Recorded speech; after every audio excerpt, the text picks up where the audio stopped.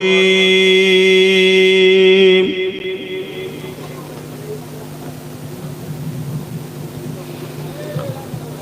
الله الرحمن الرحيم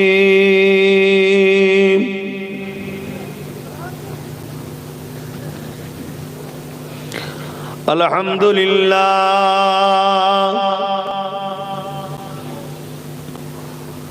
الحمد لله نحمده ونستعينه ونستغفره ونؤمن به ونتوكل عليه ونعوذ بالله من شرور أنفسنا ومن سيئات أعمالنا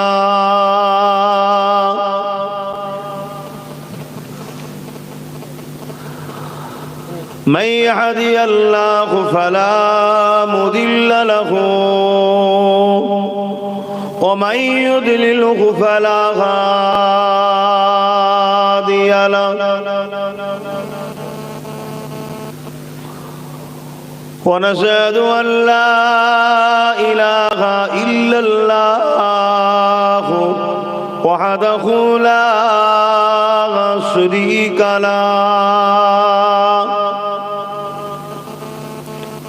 ونشهد أن سيدنا وحبيبنا ومولانا محمدا عبده ورسوله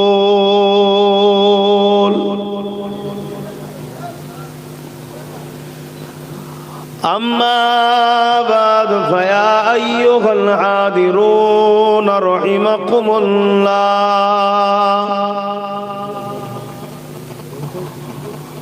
قال الله تعالى في كلام المزيد والفرقان الحميد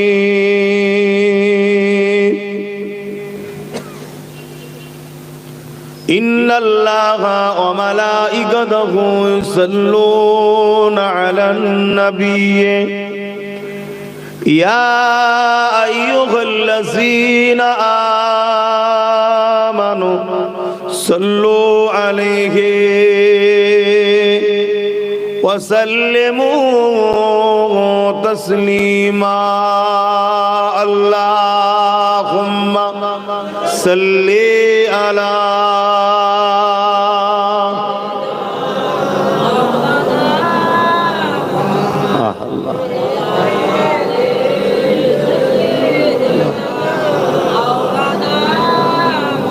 সকলে জবান খুলে পড়বেন, লজ্জা করার কিছু নেই। যে যা ধর্ম করে, ধর্মের যা নিয়ম সে বড় আনন্দের সাথেই করে। আল্লাহ শুকরিয়া আদায় করুন, আপনি ইসলাম ধর্মে জন্মগ্রহণ করেছেন। যে ধর্মটাকে সৃষ্টিকর্তা বলছে আমার পছন্দ, এতে যদি আপনার জবানে দরুদ পড়তে লজ্জা লাগে বা কলেমা পড়তে বা নিজের ধর্মের কাজ করতে লজ্জা লাগে, এর থেকে বড় অসভ্যতা, বর্বরতা আর ধ্বংস হওয়ার এর থেকে বড় আর দ্বিতীয় কারণ কি হতে পারে? কোনো লজ্জা নয়। আমি আমার ধর্মের কাজ করছি।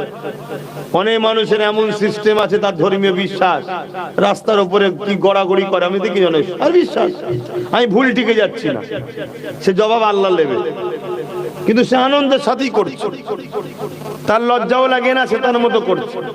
আমি আমার নবীর উপর দরুদ পড়বো, কলমা পড়বো, নারে তাকবীর, আল্লাহু আকবার দেবো, সুবহানাল্লাহ বলবো, আমার ধর্মের কাজ করবে, তা আমাদের লজ্জা লাগার কি আছে?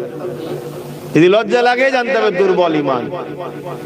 আমি জন হই, যুবক হই, মুরব্বী হই, বাপ হই, মা হই, পীর সাহেব হোক, মুফতি হোক, লিডার হোক, যাই হোক, আমি ইসলামের অনুসারী, আমাকে আমার ধর্মের কাজ করতে হবে। এই ধর্মের জায়গায় কোনো কম্প্রোমাইজ নাই। বাকি দুনিয়াবী জীবনে চলতে গেলে হাজারো জায়গায় মানুষ উঠা বসা করতে হয়, বিজনেস কারবার করতে হয়, করুন না। সবটাই করতে হবে, কিন্তু নিজের ধর্মের ব্যাপারে কোনো লজ্জা নয়। আসেন প্রাণ খুলে উচ্চ আওয়াজে ভক্তি ভালোবাসায় জবান খুলে দরুদ পড়ুন। আল্লাহুম্মা সাল্লি আলা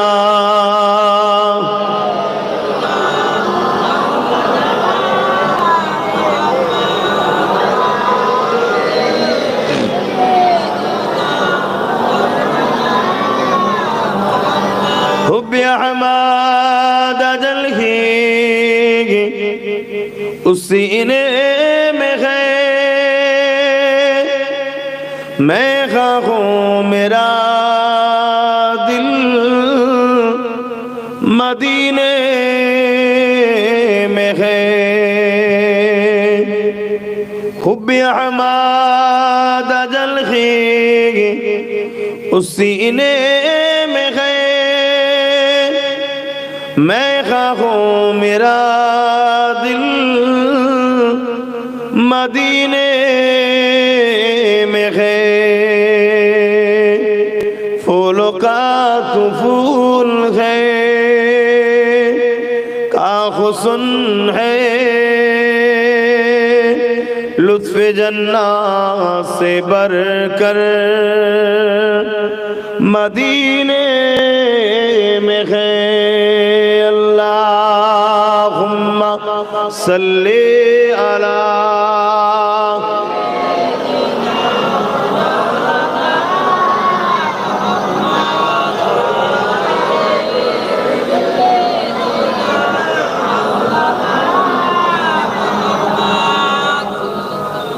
বসে যাও বাবা, এখানে বস। বসবে না তাহলে যেখানে বস হয়ে গিয়ে দাঁড়ালে হবে। হ্যাঁ বস। ভাই আপনারা মোবাইলে ব্যস্ত কেন? আপনি তো জল শুনতে এসছেন, আপনার তো মন মোবাইলের দিকে পড়ে থাকবে। আমি বলবো এক, শুনবেন আর এক, আবার কাল সমালোচনা হবে, আমাদের কিছু হবে না, আপনি আপনার ক্ষতি করবেন। এদিকে খেয়াল করুন, মোবাইল বন্ধ রেখে এদিকে শুনুন। ওই দেখুন ওইটুকু বাচ্চা বলছি তাও মোবাইল বন্ধ রাখছেন। তাহলে বলুন আমাদের পরের প্রজন্ম কত খারাপ তৈরি হচ্ছে। আর এই জন্যই তো আমরা ধ্বংসের মুখে আছি। ইসলাম নয়, আমরা আলাদা জিনিস, ইসলাম আলাদা জিনিস। আমরা মাননেওয়ালা দাবিদার, কতটা মানতে পারছি না পারছি সে তো আখলাক ব্যবহার হাকিকাতে বোঝাই যাচ্ছে। ইসলাম ধ্বংস হবার জিনিস নয়। যেদিন আল্লাহ চাইবে দুনিয়াকে ধ্বংস করব, সেদিন ইসলামকে আল্লাহ উঠিয়ে নেবে। ইসলাম কখনো মিটাতে কেউ পারেনি, আর সবে কিয়ামত পর্যন্ত পারবে না। যুগে যুগে যুগে যুগে হাজারো জালিম চেয়েছে আমাদের ঘরে আল্লাহ থেকে দূরে সরাবার, রাসূল থেকে দূরে সরাবার, কোরআন থেকে দূরে সরাবার, দ্বীনি প্রতিষ্ঠান, দ্বীনি মাহফিল, দ্বীনি আলোচনা থেকে দূরে সরাবার যুগে যুগে চেষ্টা হয়েছে। আলহামদুলিল্লাহ জালিমরা মিটে গেছে, আজও ইসলাম আছে আর মানুষ ইসলামের সঙ্গে জুড়েও আছে। জোরে বলুন সুবহানাল্লাহ। কিন্তু যারা ইসলামকে মানি বলে মুনাফিকি করে, আল্লাহ তাদেরকে মিটিয়ে দেয়।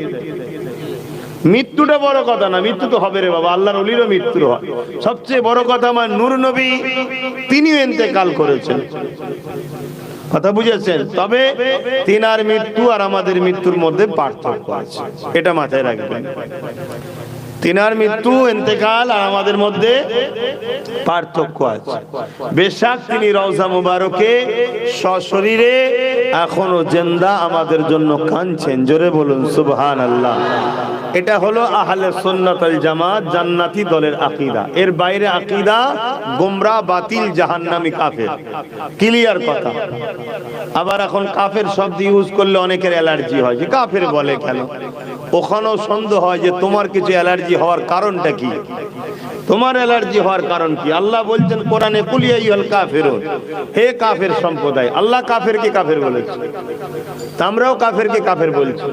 এখানে তো আলেম ওলামা বসে আছে, কাউকে কাফের বলছি না তো? আপনাদেরকে কাফের বলছি? যে কাফের সে কাফের। কথা বলতে মাথায় ঢুকছে? কে কাফের? যে আমার রাসূলের শানে গুস্তাখি করে, আল্লাহ দ্বীনের সাথে গুস্তাখি করে। কথা বুঝে আসছে? যে অস্বীকার করলো আল্লাহর দ্বীনকে, কথা বুঝে আসছে, তাকে আমরা বলতেই পারি সে মুখে দাঁড়িয়ে রেখে মাথায় টুপি দিয়ে সে যদি বলে আমার রাসূল পাক সাল্লাল্লাহু আলাইহি ওয়াসাল্লাম মরা, তাহলে তো আমাদেরকে বলতে অস্বীকার করছে, আল্লাহর দ্বীনকে অস্বীকার করছে, কোরআনকে অস্বীকার করছে। কথা বুঝে আসছে? আমার নবী পাক সাল্লাল্লাহু আলাইহি ওয়াসাল্লামকে আল্লাহ হায়াতুন নবী করেছেন, জোরে বলুন সুবহানাল্লাহ। তো যাক, আলোচনার দিকে যাব, কিন্তু এখন যেটা বলতে চাইছি, মোবাইলে ব্যস্ত লাভ নেই, আসুন দরুদ শরীফ পড়েন। আল্লাহুম্মা সাল্লি আলা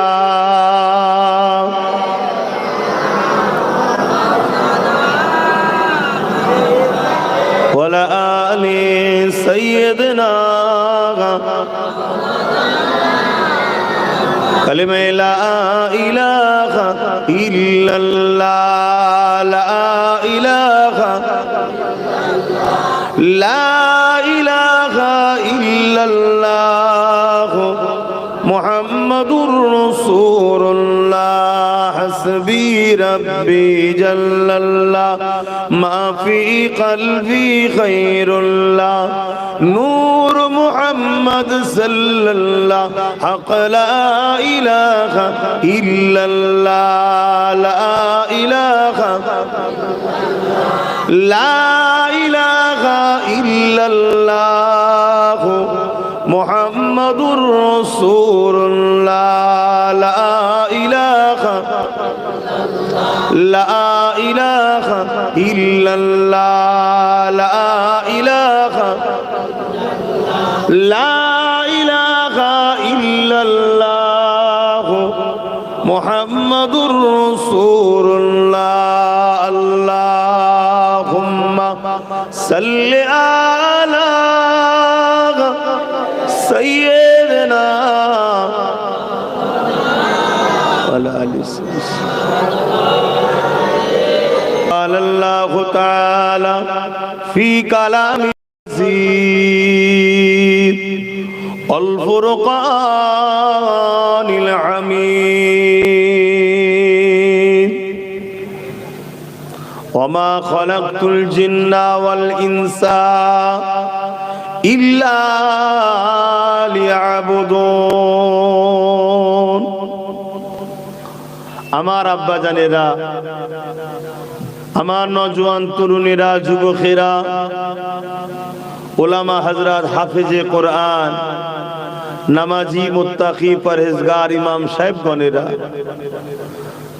পাশাপাশি পর্দা নিশিনা আমাদেরই সকলের আম্মা জানেরা, বোনেরা, ছোট ছোট বাচ্চারা, আজ আমরা একটা খুশির ও আনন্দের বিষয় নিয়ে এখানে বসেছি। ইবাদতের জায়গা, আল্লাহর দাসত্ব করার জায়গা, তাসবিহ পড়ার জায়গা, আল্লাহর জিকির করার জায়গা, মসজিদ, সিজদা দিবার জায়গা। সেই মসজিদ আজকে রায়কোলার মানুষ তাদের প্রচেষ্টায় আল্লাহ পাক কবুল করেছেন, কমপ্লিট হয়েছে। সেই মসজিদের একটা উদ্বোধন উপলক্ষ করে একটা দুয়ার মাহফিল, সেই মাহফিলে আল্লাহ আমাদেরকে হাজির করিয়েছেন এবং মসজিদটা তিনার নামে স্মরণে করা হয়েছে, যিনি পূর্ব ভারতের মানুষকে মসজিদ বানানো শিখিয়েছেন। জোরে বলুন সুবহানাল্লাহ। এ বাংলার মানুষ জানতো না মসজিদ কি। এখন তো লাখো হাজারো মসজিদ হয়েছে, হোক, তবে আল্লাহকে খুশি করার জন্য হোক, দলবাজি করার জন্য যেন না হয়। আল্লাহকে খুশি করার জন্য হোক, মানুষ আসবে, আল্লাহর ইবাদত করবে, এই নিয়ত থাকে, গ্রুপবাজি না হয়, এটা আমাদের, এটা ওদের, এটা এদের, এরকম না হয়। কেন পূর্ব ভারতের মানুষ দিন ইসলাম পেয়েছেন মুজাদ্দিদুজ্জামান, আমিরুশ শরিয়াত, কুতুবুল আলা, মুর্শিদে আলা, সৈয়দনা আওলাদে রাসূল আবু বকর সিদ্দিক ফুরফুরাবি আল কুরাইশি দাদা হুজুর রহমাতুল্লাহ আলাইহির ওসিলায় দিন ইসলাম পেয়েছে। জোরে বলুন সুবহানাল্লাহ। দাদা হুজুর হলেন ঊনবিংশ শতাব্দীর মুজাদ্দিদুজ্জামান উলিল আমর। তিনাকে আল্লাহ, নবী তো আর আসবে না, এবারে উলিল আমর মুজাদ্দিদ আসবে। তিনারা কি করতে আসবে? নবীরা যে কাজ করেছে ওনারা ওই কাজ করতে আসবে। এক কথায় নবীরা যে কাজ করেছে ওনারা ওই কাজ করতেই আসবে। নবীদের ঘরে যিনি সিলেক্টেড করতেন তিনি আল্লাহ, মুজাদ্দিদদের ঘরেও যিনি সিলেক্টেড করেন তিনিও আল্লাহ। মুজাদ্দিদ দাবি করে হয় না যে আমার অনেক ফ্যান ফলোয়ার আছে, আব্বাস সিদ্দিকী যেখানে যায় লাখো হাজারো মানুষ জড়ো হয়, চলো কিছু আলেম ওলামাকে পয়সা খাইয়ে দিয়ে চল বাবা তোরা আমাকে মুজাদ্দিদ বানিয়ে দে, তোদেরকে মাসে মাইনে সিস্টেম করে দিলাম। কেন? মুজাদ্দিদ হলে একটু র্যাঙ্কটা বাড়বে না কমবে? বলবেন তো অনেক হাই র্যাঙ্ক, অনেক হাই র্যাঙ্ক। নবীর সঙ্গে মুজাদ্দিদ, নবীদের সঙ্গে মুজাদ্দিদের পার্থক্য কি? শুধু নবুয়াতটা থাকবে না, বাকি মুজাদ্দিদদের ঘরে আল্লাহ সব বিলায়েত দেয় যেগুলো নবীদের ঘরে দেওয়া হয়েছে। জোরে বলুন সুবহানাল্লাহ। এত বড় র্যাঙ্কের ব্যাপার। র্যাঙ্ক যখন বাড়বে ভক্ত মুরিদও বাড়বে, ভক্ত মুরিদ যখন বাড়বে নজরানা বাড়বে। চল 20টা মুফতি মাওলানাকে ভাড়া করে নি, মাসে মাসে 15-20 হাজার টাকা করে দেবো। চারিদিকে যাবি যে বলবি ইস জাবানে কা নয়া মুজাদ্দিদ আব্বাস সিদ্দিকী হ্যায়, শুধু এতটুকু প্রচার করে দিবি, 20,000 টাকা মাসে মাসে। আল্লাহকে সাক্ষী রেখে বলি যার কুদরতি হাতে আমার জান আছে, খারাপ নেবেন না, আমি সব আলেমের বিরুদ্ধে নয়, কিন্তু রাসূলুল্লাহ বলেছেন আখিরি জামানায় আসমানের নিচে জমিনের উপরে সবথেকে নিকৃষ্ট হবে একদল আলেমরা, সবথেকে নিকৃষ্ট। প্যান্ট শার্ট পরা, দাড়ি চাচা, সিনেমা দেখা, যাত্রা দেখা, ফাংশন দেখা, এদের থেকেও নিকৃষ্ট হবে একদল আলেমরা। সবাই নয়, সবাই নয়। যেদিন নবীর পক্ষের উলামা থাকবে না, যেদিন নবীর পক্ষের আলেম থাকবে না, সেদিন তো আল্লাহ কিয়ামত করে দেবে। অবশ্যই আলেম আছে, হক আলেম আছে, কথা বুঝে আসছে। আজকের দিনে যদি বলা হয় যে হ্যাঁ দিয়া হবে, আমার বিশ্বাস গোটা করি নয়, অনেক পাওয়া যাবে, তারা লাইন দেবে, আপনি দিন, আমি প্রচার করে দেবো, দিন প্রচার করে দেবো। আরে শরিয়াত বিরোধী হবে, আচ্ছা ঠিক আছে দেন না, সব বুঝে নেবো, কোনো অত চিন্তা করছে, টাকা দেন, সব ঠিক করে দেবো। সেই সময় আমরা এসেছি। এই কথাটা প্রথম কেন বললাম? আল্লাহ নবী বললেন আখিরি জামানায় হাতের তালুতে আগুন রাখার থেকেও ঈমান বাঁচানো বড় কষ্টকর হবে।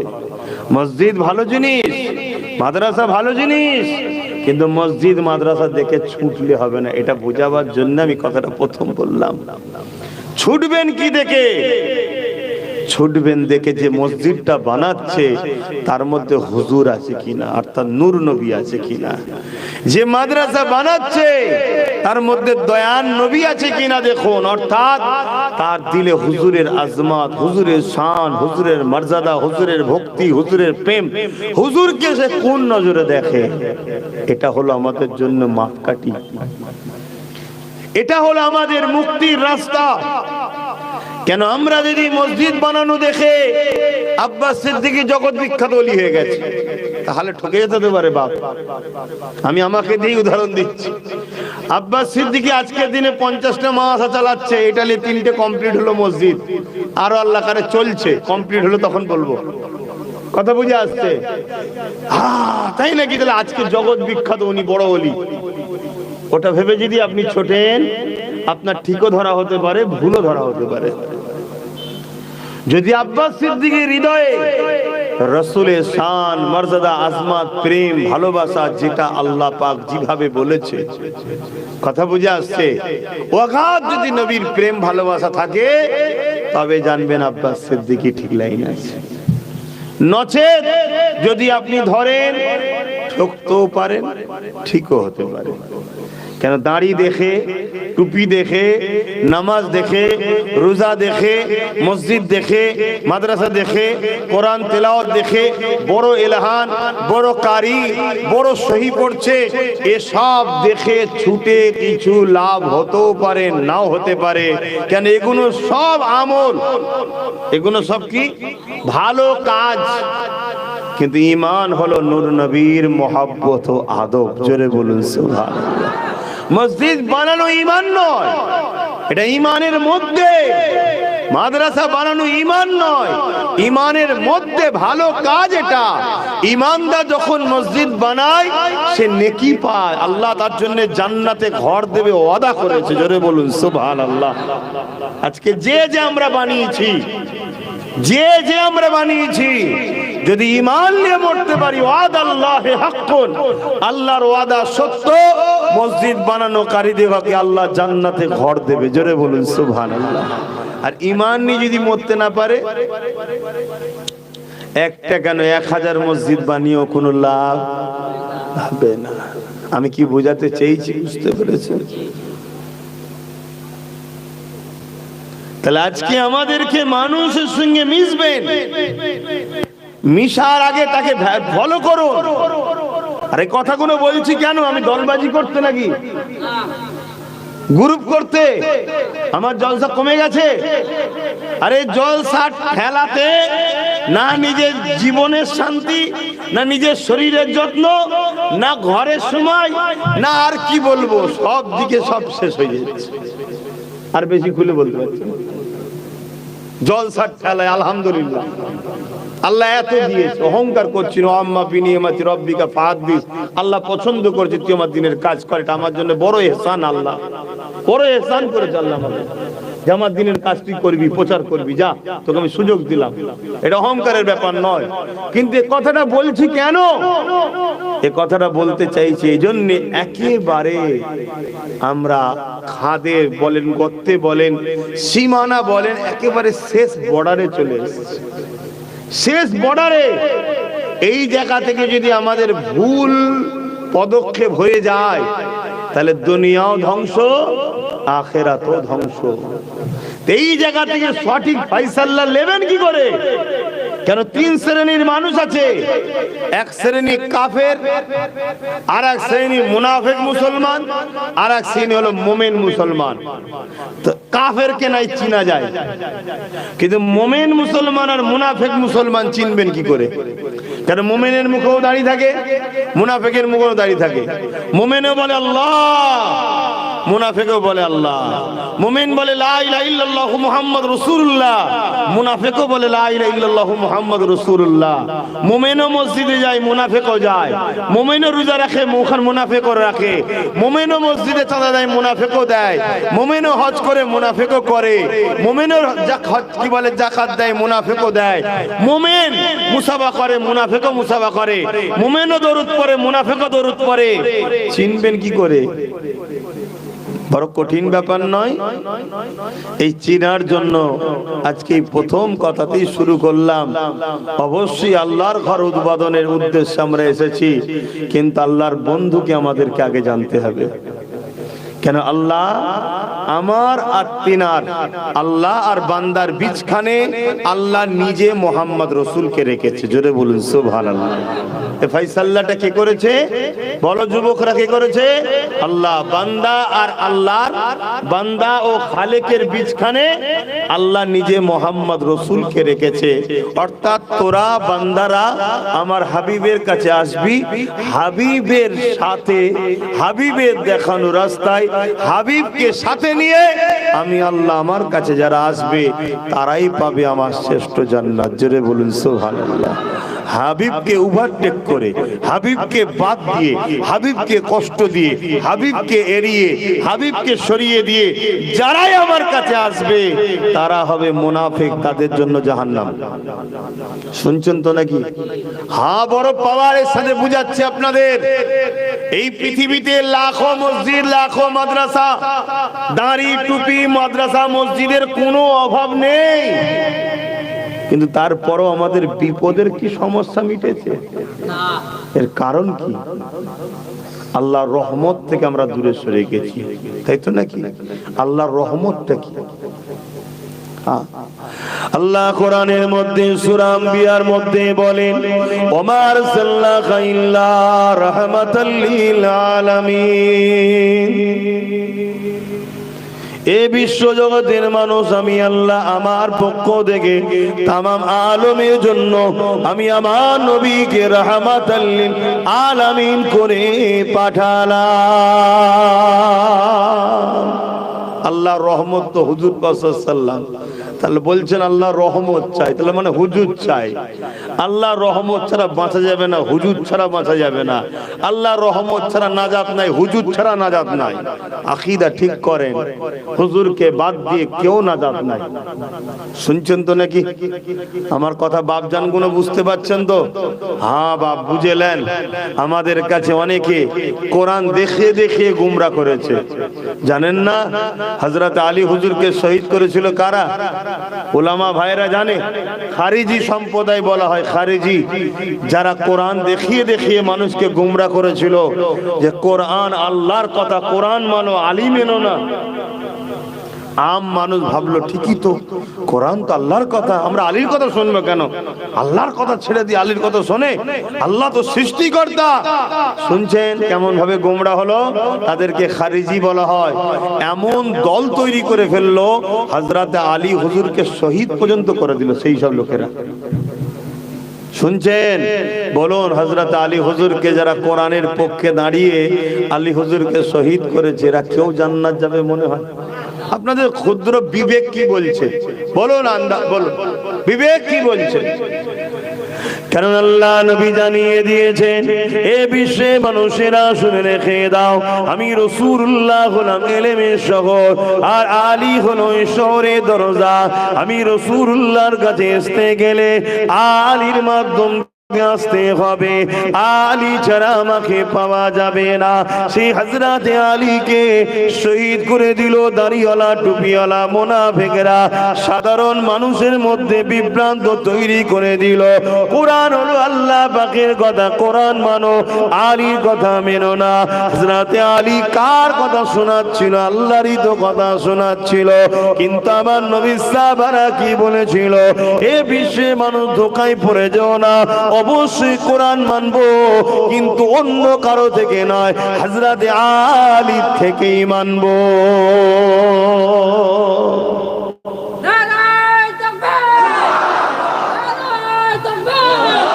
আমার কথা বুঝতে পারছেন?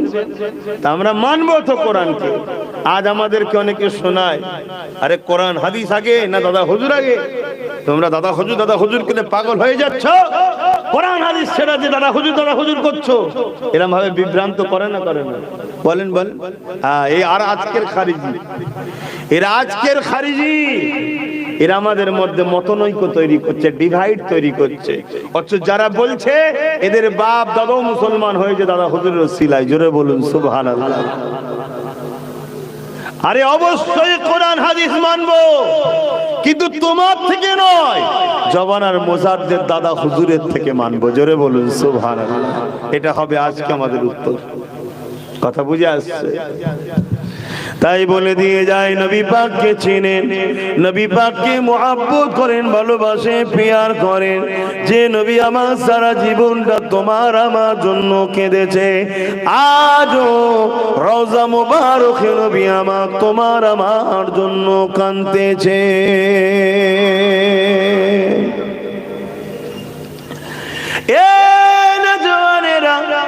এই পৃথিবী জুড়ে যারা আমাদেরকে মিটাতে চাইছে, তারা বারবার মিটে গেছে, আমাদেরকে মিটাতে পারেনি। অথচ তাদের হাতে ক্ষমতা যুগে যুগে ছিল, অথচ তাদের হাতে অস্ত্র যুগে যুগে ছিল, অথচ তাদের দিকে পাওয়ার যুগে যুগে ছিল, তথাপিও তারা মিটে গেছে, আমাদের মিটাতে পারেনি।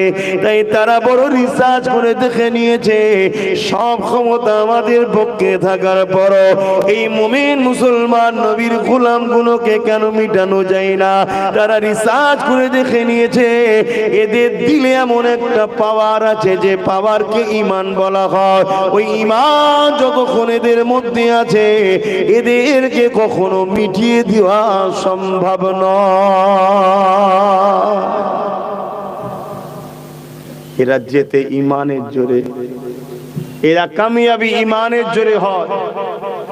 এরা ক্ষমতার আসনে বসে না, এদের দিকে কোন রকম ক্ষমতা না থাকার পরও এরা কামিয়াবি ইমানের জোরে। তো ইমানটা কি? তারা রিসার্চ করে দেখছে ইমানটা হলো হুজুরের প্রেম ও আদব। জোরে বলুন সুবহানাল্লাহ। শুনছেন তো নাকি? হ্যাঁ, হুজুরের প্রেম ও আদব, এটা হলো ইমান। আমার কথা একমত হতে পারছেন তো নাকি? কারো মাথায় ঢুকছে না যে আপনি আল্লাহর কথা বললেন না? তো আপনি তো আল্লাহর কথা বললেন না, যে আল্লাহকে মানা, আল্লাহর প্রেম আদব। আল্লাহকে দেখেছেন? আল্লাহকে ধরা যায়, ছোঁয়া যায়, শুকা যায়, দেখা যায়? আল্লাহ পাক তাই তার হাবিবকে মডেল করে দিয়েছে। এটাকে যদি ধরো আমায় ধরা হবে, এটাকে ছোঁয়া আমায় ছোঁয়া হবে। তার মানে এনাকে পিয়ার করা আমাকে পিয়ার করা, এনাকে মহব্বত করা আমাকে মহব্বত করা, এনার অনুসরণ করা আমার অনুসরণ করা। কেন? আমি আল্লাহকে তোমরা কখনো দুনিয়ায় দেখতে পাবে না। আমার বন্ধুকে দেখো, আমার কুদরত দেখে তুমি আমি আল্লাহ আমাকে চিনে যাবে। জোরে বলুন সুবহানাল্লাহ। বুঝাতে পারছি? তাহলে আমার রসুল পাককে সামনে ঠেলে দিচ্ছেন কে? আমার আল্লাহ নিজে। একটু সরাসরি দেন, কে ঠেলে দিচ্ছে? আল্লাহ। যে আমার বন্ধুটাকে ধর, এটাকে ধরা যায় আমায় ধরা যায় না, এটাকে ছোঁয়া যায় আমায় ছোঁয়া যায় না, এটাকে দেখা যায় আমাকে দুনিয়ায় দেখতে পাবি না। তাই আমার হাবিবকে ভালোবাস। সরে আসেন মহাশয়কে বসতে দেন, এদিকে সরে আসে না, সরে আসেন।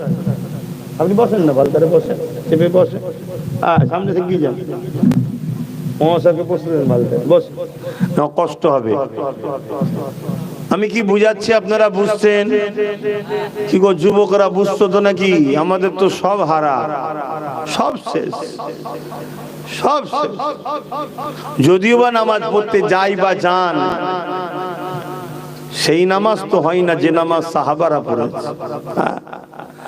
আল্লাহ নবী দুজন সাহাবা হুজুর দিগকে দাঁড় করিয়ে দিলেন মদিনার বর্ডারে পাহারা দিবার জন্য। একজন আনসারী আর একজন মুহাজিরিন সাহাবা।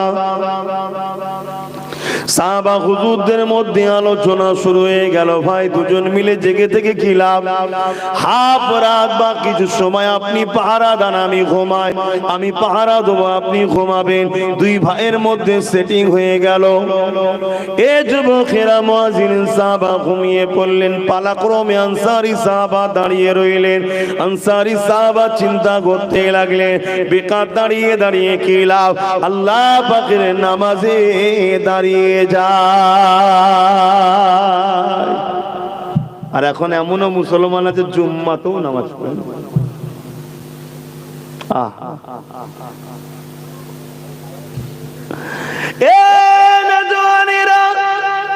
আনসারী সাহাবী যেই নামাজে দাঁড়িয়ে গেল, সঙ্গে সঙ্গে বেঈমান জালিমরা এদিকে চলে এসেছে। তারা দূর থেকে আমার নবী সাহাবীকে দেখে আর চিন্তা করতে লেগেছে, ওটা মুহাম্মাদের অনুচর না একটা কাচের কোনো খুঁটি গোড়া দাঁড়িয়ে আছে। এই রকম ভাবে অনেকক্ষণ ধরে তাকিয়ে রয়েছে। আর আনসারী সাহাবা কেরাত তেলাওয়াত করে যাচ্ছে, কোরআন তেলাওয়াত করে যাচ্ছে। কেন? কোরআন কোনো বই কিতাব পুস্তক নয়, কোরআন হলো কালামুল্লাহ, আল্লাহ পাকের কথা। যুবকেরা, তরুণেরা, তাই আল্লাহ জানিয়ে দিয়েছে যে যতক্ষণ আমার কোরআন তেলাওয়াত করবে সে আমি আল্লাহ আমার সঙ্গে ততক্ষণ কথা বলতে লেগেছে। আল্লাহ নবী সাহাবী আনসারী সাহাবী দাঁড়িয়ে দাঁড়িয়ে নামাজ পড়তে লেগেছে, কেরাত তেলাওয়াত করতে লেগেছে। এমন সময় দেখা যায় ওই বেঈমানেরা তীর নিক্ষেপ করে দেয়। ওই তীর এসে আমার নবী পাকের সাহাবীর সিনায় লেগে যায়। সাহাবী বুঝতে পেরে গেছে আমাকে জালিমরা তীর মেরেছে, কিন্তু কোরআন তেলাওয়াতে এত মজা লাগছে, কোরআন তেলাওয়াতটাও ছাড়তে পারছে না। একটা দুটো তিনটে করে পর পর তীর মেরেছে। সাহাবী রুকু গেলেন, সালাম ফিরালেন, মুহাজিরিন ভাইকে তুলছেন, মুহাজিরিন সাহাবীকে তুলছেন। মুহাজিরিন সাহাবী উঠে দেখা হয়েছে, দেখে নাও একটু ভালো করে তারপর আলোচনা করো। এ কি অভ্যাস তোমাদের? হায় কি দুনিয়া এসে গেল, কি দুনিয়া এসে গেল। হুজুরের নাম আমার স্মরণ করছেন, ভাইদের যদি জানা থাকে একটু বলবেন। একজন ইমাম সাহেব ছিলেন, হাদিসের দাস দিচ্ছেন, ছাত্রদের ঘরে হাদিস শিখাচ্ছেন, ছাত্ররা বসে বসে হাদিস শিখছেন।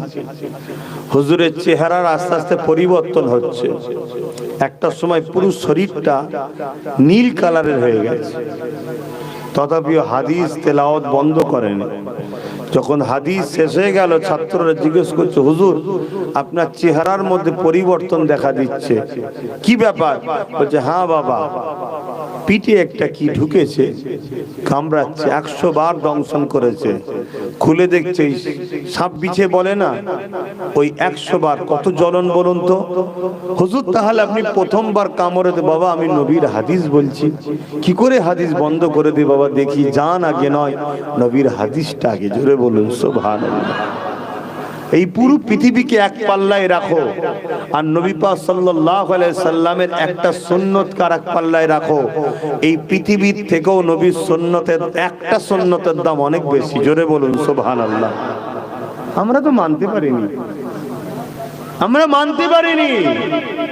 কত বড় বড় গাড়ি ঢুকছে রে বাবা, সরে লেগে না যায়, সরে আই বাপ।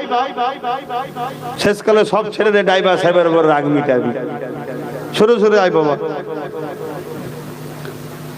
এবারে মসজিদের শুভ উদ্বোধনী বলে এখানে হচ্ছে, পরের বারে কোনো মাঠটার দেখে করবেন, কথা বুঝে আসছে। কেন এই জায়গায় ভাবে করা ঠিক হবে না, গাড়ি ঘোড়া সব যাচ্ছে।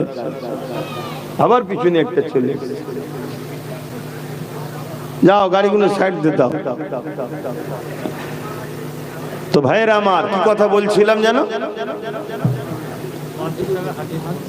হ্যাঁ ওটা তো বললাম। তার আগে কি ওয়াজ করছিলাম?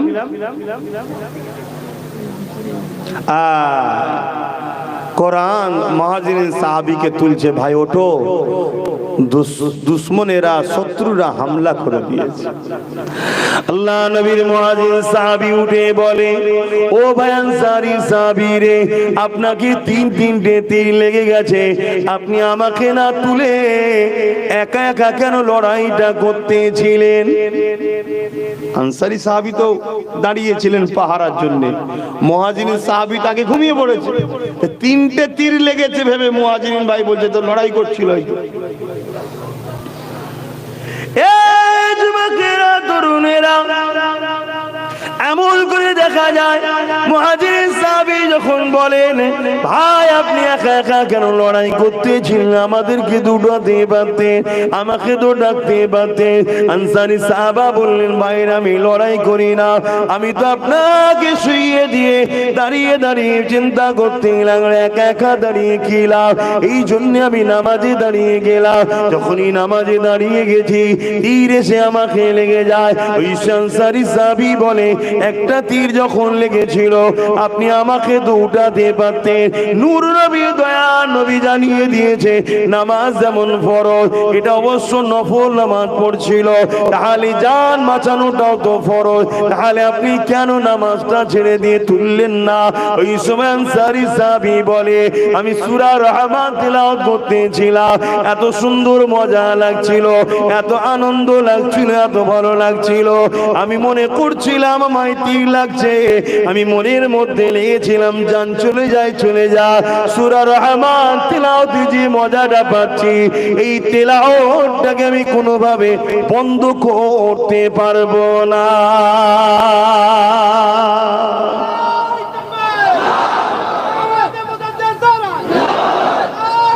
আল্লাহ ভাই আমার তাকবীর দিবিনি ভাই, তাকবীর আল্লাহর হবে, রসুলের হবে, দ্বীন ইসলামের হবে, আর যার ওসিলায় পুরো ভারতের মানুষ ইসলাম পেয়েছি দাদা হুজুরের হবে। বাকি কারো তাকবীর দেওয়া বন্ধ কর।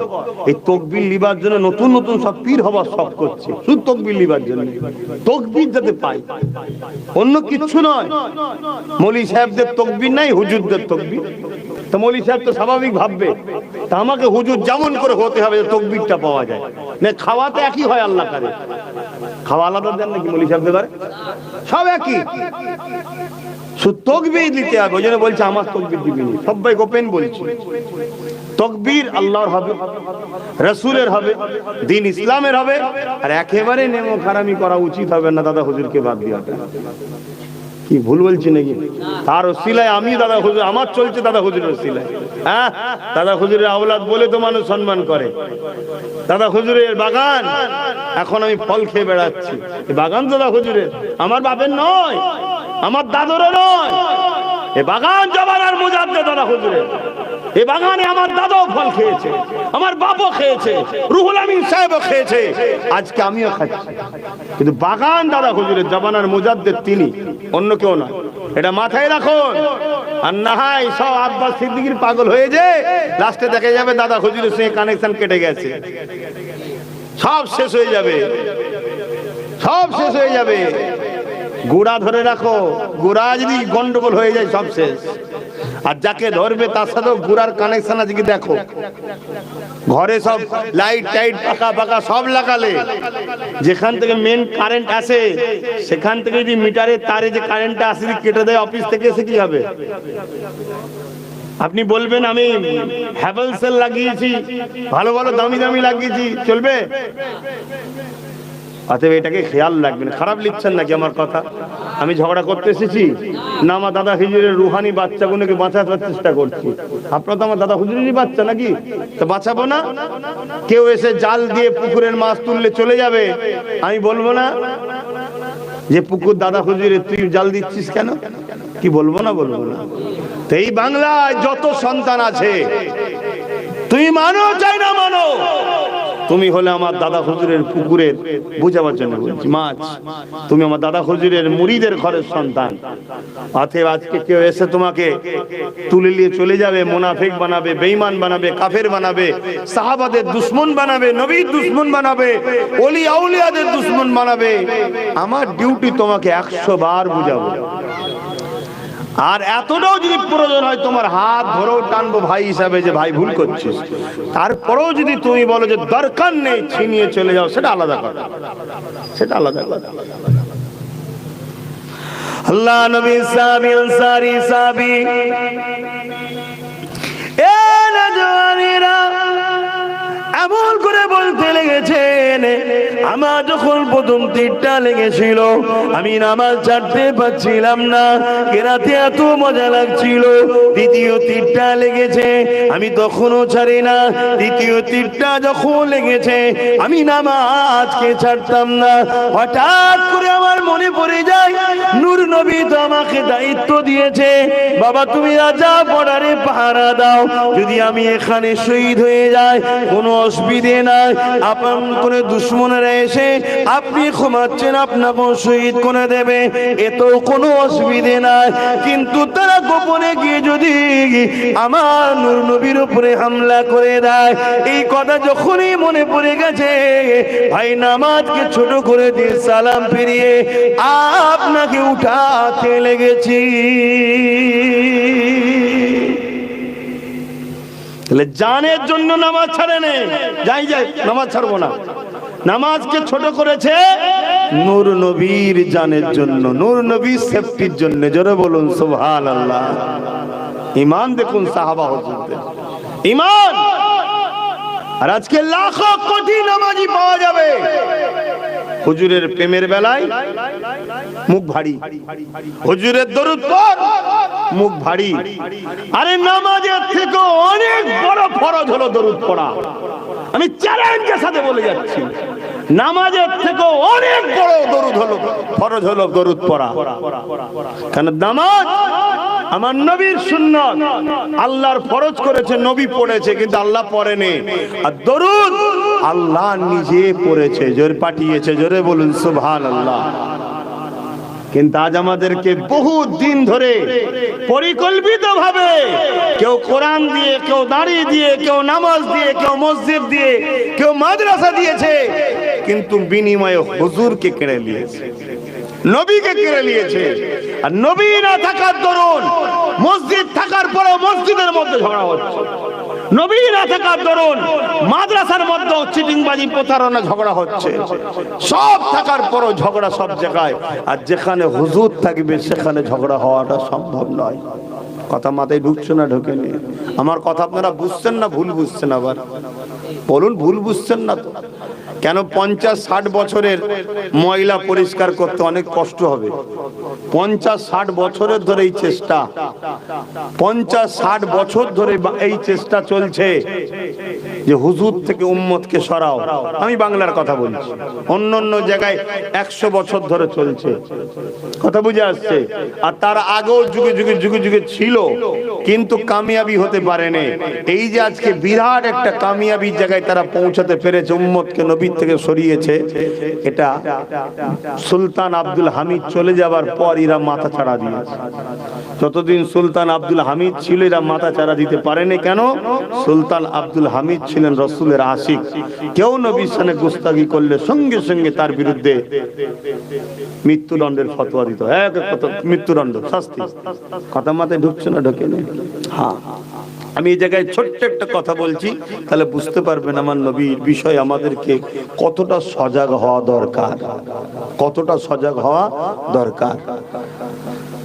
এক বন্ধু আর এক বন্ধুর সঙ্গে কথাবার্তা হচ্ছে, একজনের সঙ্গে আর একজনের কথাবার্তা হচ্ছে, আর সেখানে আমাদের মাযহাবের একজন জগৎ বিখ্যাত ইমাম, ইমামে আজম আবু হানিফা হুজুরের ছাত্র হযরতে ইউসুফ, ইমাম হযরতে ইউসুফ রাহমাহুল্লাহ, তিনি সেখানে উপস্থিত।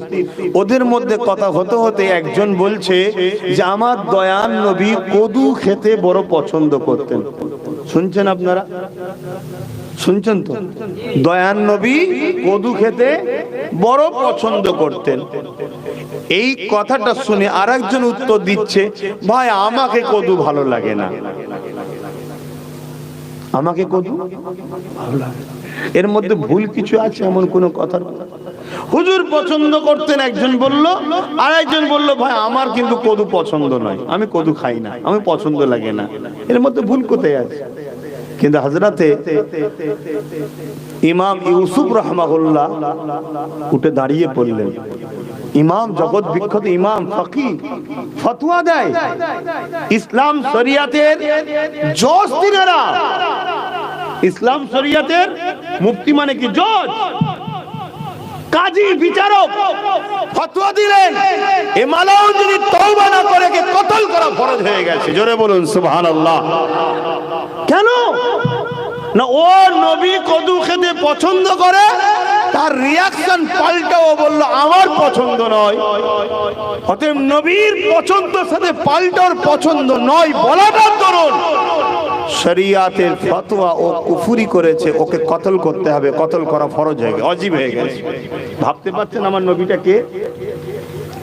সেই নবী সম্বন্ধে আমাদের কতটা গুরুত্ব থাকা দরকার, কতটা প্রেম থাকা দরকার, কতটা আলোচনা করা দরকার, কতটা এই যুব সমাজকে তার লিডারকে চিনানো দরকার। আজকে এই যুব সমাজ তো লিডারহীন বলেই মার খাচ্ছে। এদের লিডার কই? বলুন, এদের লিডার কই? এদের না ধর্মীয় লিডার আছে না রাষ্ট্রীয় লিডার আছে। আমি ধর্মীয় লিডার নিয়ে আলোচনা এখন করবো, কেন ধর্ম সভায় এসেছি। যখন জনসমায় আসবো তখন রাজনীতি লিডার নিয়ে আলোচনা করব। ধর্মীয় লিডারই বা কই আপনাদের? বলুন কই? আমার কথা বুঝতে পারছেন তো নাকি? এই উম্মতকে উচিত রাসূল চিনানো। প্রত্যেকটা মসজিদে 4টে জুম্মা হয়, 3টে জুম্মা ইমাম সাহেবের উচিত এই উম্মতকে নবী সম্বন্ধে জানানো, নবীর জীবনী শোনানো। এখন কেউ বলতে পারে আমি নবীর জীবনী শোনাইনি, আমি কিন্তু কোরআন শোনাই, আল্লাহর কথা শোনাই, আল্লাহর কথা শোনাই, তাফসীর খুলে খুলে জুম্মায় জুম্মায় বয়ান করি। মনে রাখবেন আরেক মুনাফিক, আমি এত বড় কথা বলে যাচ্ছি, আরেক মুনাফিক যদি বলেন কেন? আমার নবীর জীবনীটাই হলো রাসূলের প্রকৃত, নবী পাক সাল্লাল্লাহু আলাইহি ওয়াসাল্লামের জীবনীটাই হলো আল্লাহর কোরআনের বাস্তব হলো নবীর জীবনী। জোরে বলুন সুবহানাল্লাহ, আরো জোরে বলুন সুবহানাল্লাহ। আম্মা জান আয়েশা সিদ্দিকা রাদিয়াল্লাহু তাআলা আনহাকে আমার নবী সাহাবারা জিজ্ঞেস করেছিলেন, আম্মা জান আমার নবী পাক সাল্লাল্লাহু আলাইহি ওয়াসাল্লাম সম্বন্ধে কিছু বলেন, তেনাকে তো আমরা চিনতে পারলাম না, তেনাকে আমরা চিনতে পারলাম না। সাহাবারা বলছেন আমরা চিনতে নবীকে, জোরে বলুন, পারিনি। হাই হাই হাই হাই, আজ কিছু মানুষ বলছে আমরা নবী চিনতে পেরে গেছি। কেমন গো? বলছে আমাদের মতো মানুষ। বলছে না, বলে না, বলুন। এগুলো দেখতে হবে বাপ। এসব ঈমান লুটার জন্য ষড়যন্ত্র চলছে। সাধারণ ছেলে, স্কুল কলেজে পড়া ছেলে, মাঠে খাটা ছেলে, দিনমজুরি করা ছেলে, ধর্ম সম্বন্ধে জ্ঞান নেই। আলেম এসেছে, মুফতি মৌলানা এসেছে, একটু মুখের দিকে চেয়ে বসে আছে। বক্তা ওয়াজ করতে করতে বলে গেল নবী আমাদেরই মতো একজন মানুষ ছিলেন, তিনার উপরে ওহী আসতো, আমাদের উপরে ওহী আসতো না। নবীর বিষয়ে কোন রকম ভুল কথা দেখলে প্রতিবাদ যে না করবে সেই বেঈমান হয়ে যাবে। তাহলে যতজন বসে ওয়াজ শুনলো বেঈমান হয়ে গেল, যদি প্রতিবাদ না করে। তাহলে কিভাবে বেঈমান বানানো হচ্ছে আমাদের বুঝতে পারছেন? আর বেঈমান যখন সেজদায় যে বলছে আল্লাহ জালিম কেন্দ্র সরকার মেরে ফেলে, বলছে সাহায্য করো না আল্লাহ, এই সাহায্য হবে? তো বেঈমানকে মারার জন্যই তো আল্লাহ বসিয়েছে, বস বসে সাইজ কর সব। কেন? খোদার বিনা হুকুম ছাড়া গাছের পাতা লড়ে না। তাহলে দেশের মাথায় কে বসবে? খোদার হুকুম ছাড়া থাকে না ওখানে। আমি কি ওয়াজ করছি বুঝছেন তো নাকি? কথা বলেন, হুকুম থাকে না থাকে না? আল্লাহর বিনা হুকুমে আমি চলে এসেছি নাকি এখানে? এই আজকে এই দাওয়াত কি আল্লাহর বিনা হুকুমে? সব কিছু খোদার ইশারায় হচ্ছে, ঠিক না বেটি? আজ আমাদের ঘরে বড় প্ল্যান করে বেঈমান করা হচ্ছে। তো সাহাবা হুজুররা কি বললেন, আমার নবী কেমন? আমরা সাহাবারা হুজুর এতদিন সাথে থেকে আম্মা চিনতে পারছি না। পর্দার আড়াল থেকে জিজ্ঞেস করছে, আম্মা জান বলছে তোমরা কোরআন পড়োনি? আম্মা জান আয়েশা হুজুর কি বলছে, তোমরা কোরআন পড়োনি? বলছে জি পড়েছি তো। আমার নবী পাক সাল্লাল্লাহু আলাইহি সাল্লামের জীবনটাই হলো কোরআন। জোরে বলুন সুবহানাল্লাহ। অর্থাৎ তোমরা যে কোরআন পেয়েছো কাগজে কালিতে লেখা, ওর বাস্তবটা হলো মুহাম্মাদুর রাসূল। জোরে বলুন সুবহানাল্লাহ। কোরআন যদি দেখতে চাও, কোরআন যদি বুঝতে চাও, কোরআন যদি জানতে চাও, কোরআনের গভীর যদি দেখতে চাও, তো মনে রাখবে যেমন তোমার আমার ঘরে রয়েছে, এটা কাগজে কলমে লেখা রয়েছে, আর বাস্তব জান্না মুহাম্মাদুর রাসূল হলো কোরআন। জোরে বলুন সুবহানাল্লাহ। আমাকে ভুল বুঝবেন না। অর্থাৎ তিনার উঠা বসা, চাল চলন, কথাবার্তা, শুয়া খাওয়া সবকিছু কোরআন অনুযায়ী। কথা মাথায় ঢুকছে না? ঢোকে না? ভুল বুঝবেন না, আজকে বুঝুন। যদি বলেন আমরা আম মানুষ, এত কি করে শিখবো? শিখতে হবে, দিন শিখা ফরজ, জানেন না? আপনি কবরের জমিনে যখন যাবেন আপনাকে কটা প্রশ্ন করা হবে? কথা বলেন, তিনটে। প্রথম নম্বর কি? মান রাব্বুকা, তোমার রব কে? একজন বলল রব্বি আল্লাহ, আর এক মুর্দা বলছে লা আদরি, জানি না। যে বলল রব্বি আল্লাহ, তাকে কি আল্লাহ বলবে যাও আমাকে চিনে গেছে ছেড়ে দাও? ফেরেশতা বলবে আল্লাহ আপনাকে চিনে গেছে ছেড়ে দিই, আল্লাহ বলবে না দাঁড়া বাকি আছে। আর যে বলল লা আদরি, চিনি না, আল্লাহ বলবে নাকি ওকে মার, আমাকে চিনে নে, মার, শাস্তি দে, এ বলবে নাকি? না, এখনো বাকি আছে। তাহলে থেকে কি বুঝছেন? আল্লাহ থেকে বেশি যদি আমরা মাথা মারতে শুরু করি বিপদ আছে না নাই? আল্লাহই চাইছে আমার হাবিবকে আমি মূল বানাবো, আমার হাবিবকেই দিনের মূল বানাবো। আর আমরা হাবিব ছেড়ে দিয়ে দিন মানি, আমরা নবী ছেড়ে দিয়ে দিন মানি, নবী ছেড়ে দিয়ে আমরা মুসলমান, নবী ছেড়ে দিয়ে মসজিদে সেজদায় পড়ে আছি, নবী ছেড়ে দিয়ে মাদ্রাসায় পড়ে আছি। নবীকে ধরুন, আমি আগে বললাম না? তারপরে প্রশ্ন করা হবে মা দিনকা।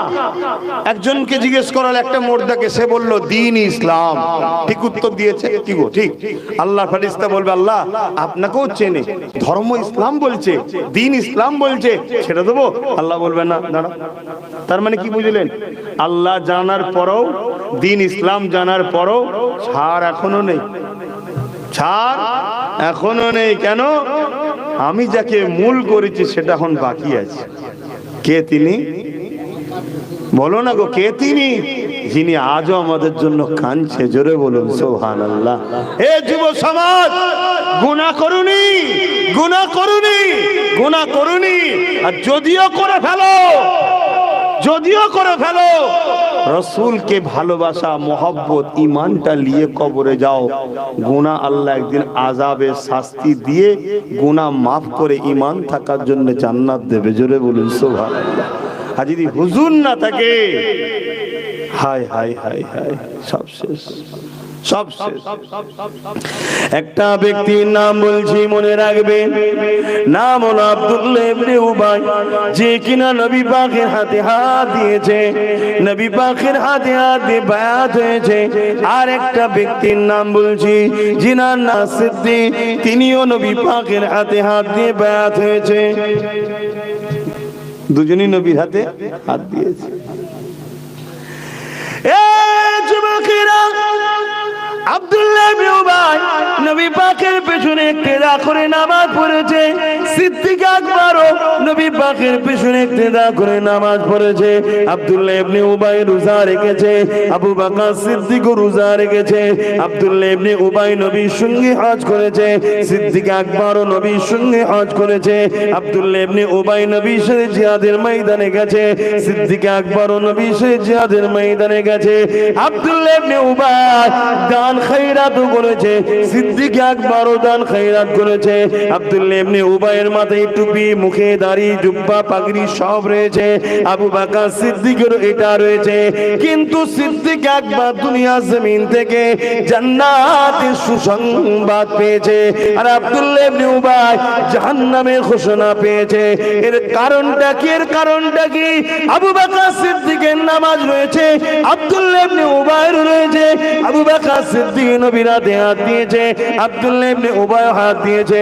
আবু বকর সিদ্দিক রোজা রেখেছে, হজ করেছে, আব্দুল্লাহ ইবনে উবাইয়েরও এটা রয়েছে। আবু বকর সিদ্দিকের দাড়ি, টুপি, পাগড়ি রয়েছে, আব্দুল্লাহ ইবনে উবাইয়েরও রয়েছে। কারণটা কি তাহলে রইল? পার্থক্য কোথায় রইল? এ যুবকেরা, তরুণেরা, বাবেরা, হযরত আবু বকর সিদ্দিককে জিজ্ঞাসা করা হয়েছে, হুজুরের কারণটা কি? হযরত আবু বকর সিদ্দিক বলল, শোনো, আব্দুল্লাহ ইবনে উবাইয়ের যা রয়েছে আমি আবু বকরের তাই রয়েছে, কিন্তু আমার যা আছে আব্দুল্লাহ ইবনে উবাইয়ের তাই নাই। আব্দুল্লাহ ইবনে উবাই নবীর হাতে হাত দিয়েছে, আমিও দিয়েছি।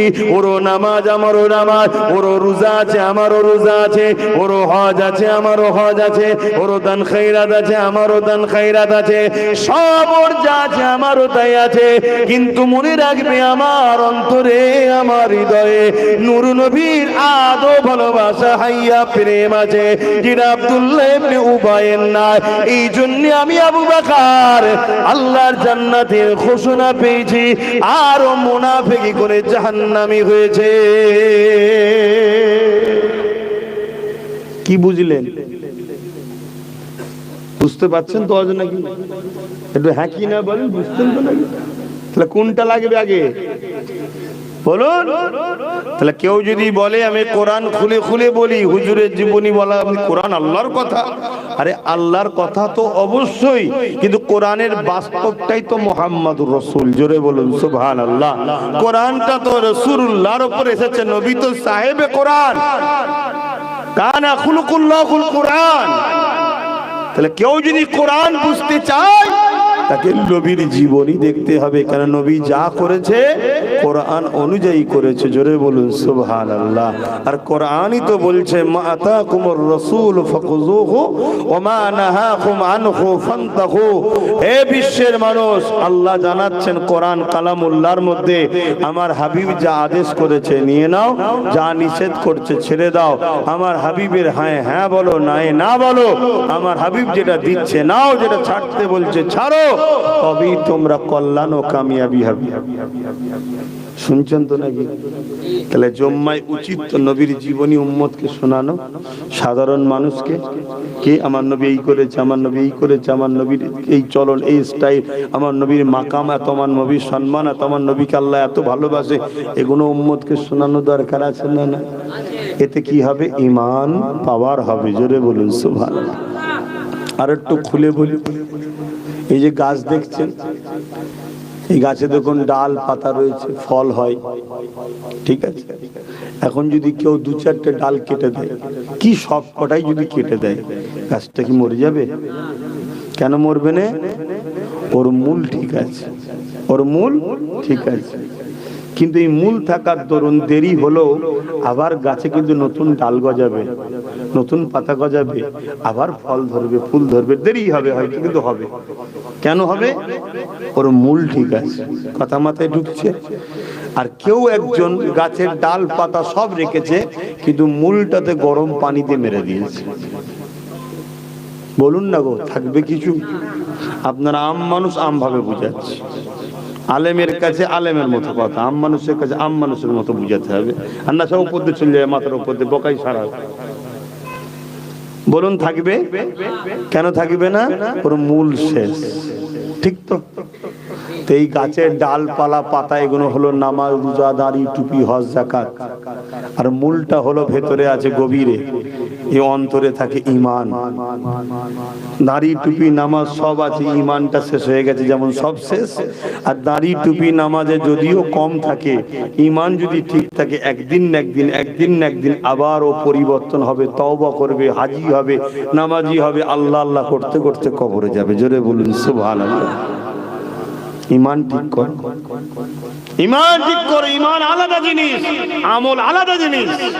ঈমানের পাঠ আলাদা, আমলের পাঠ আলাদা। ঈমানদার যখন নামাজ পড়ে ওটা তখন তার জন্য আমল হয়, বেঈমান নামাজ পড়লে ওটা আমল হয় না। ঈমানদার দাড়ি রাখলে সুন্নতে রাসূল হয়, নেকি পায়। আর আমার দেশের প্রধানমন্ত্রী দাড়ি রাখলে কোনো নেকি হয় না। এই নেকি হবে না? তাহলে সমস্যা কোথায়?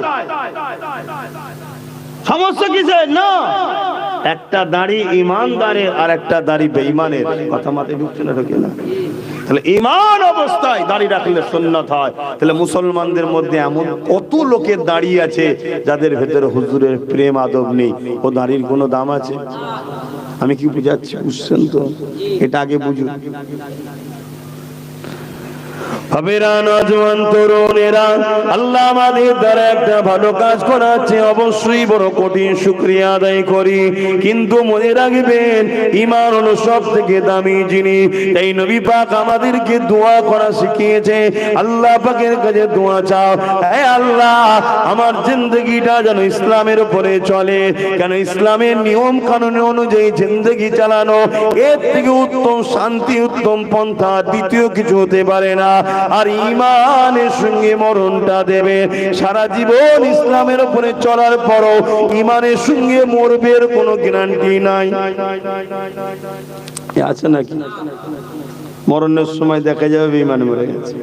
আবার একটা লোক সারা জীবন বদমাশি করেছে, মরণের সময় দেখা যাচ্ছে কলমা পড়তে পড়তে ঈমান লিতে লিতে মরছে। এই জন্য আল্লাহর কাছে দোয়া চাইতে, আল্লাহ আমাকে দ্বীন ইসলামের জিন্দেগি দেন আর ঈমানের সঙ্গে মরণ দেন। আমার নবী শিখিয়েছে। শুনছেন তো?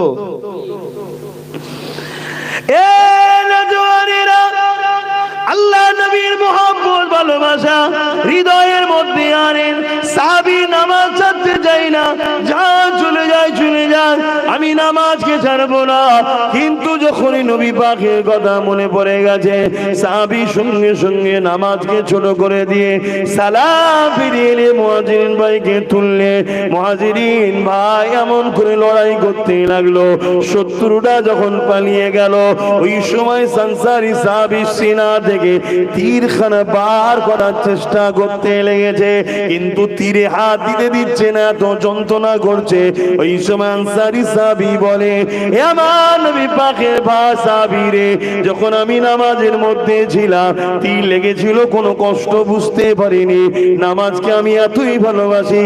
একটা কথা বুঝাতে কি আলোচনা শুরু করেছিলাম, নামাজ তো আমরা পড়ি, যে নামাজ সাহাবারা পড়েছে এই নামাজ তো আমাদের না। এক কাজ করো, আমি নামাজের মধ্যে আবার দাঁড়িয়ে যাই, তীর গুলো বার করে নেবে, আশা করছি আমি বুঝতে পারবো না। আনসারী সাহাবী আবার নামাজে দাঁড়িয়ে দাঁড়িয়ে গেল। মুহাজিরিন সাহাবী তীরবার করতে লাগলেন, রক্ত চারিদিক দিয়ে ফিচকিরি দিয়ে বেরোতে লেগেছে, কিন্তু আনসারী সাহাবা একবার উহাও করে না, লড়ে না। কেননা নামাজের মধ্যে যখন তিনারা দাঁড়িয়ে যেতেন, আমার আল্লাহ পাকের সঙ্গে তিনাদের দিদার হতে লাগতো। যদিও বা তিনারা দেখতে না পারতেন, আমার আল্লাহ দেখছে এই ভয়ে তিনারা এত জড়সড় হয়ে থাকতো, তিনাদের উপরে পাখি পক্ষী বসলো বুঝতে পারা যেত না। তাই তীরগুলোকে বার করে নিল, আনসারী সাহাবী কিছুই বুঝতে পারলো না। আরো জোরে বলুন আল্লাহ। এই নামাজি যদি হতে চান, সাহাবা হুজুরদের আদর্শে চলুন, সাহাবা হুজুরদের আদর্শে চলুন। সাহাবা হুজুরদের আদর্শ কেমন? একটা কথা বলি, হ্যাঁ কি গো শুনবেন না? সাহাবা হুজুরদের আকীদা ঈমান শুনবেন না? অসুবিধা হচ্ছে যুবকদের?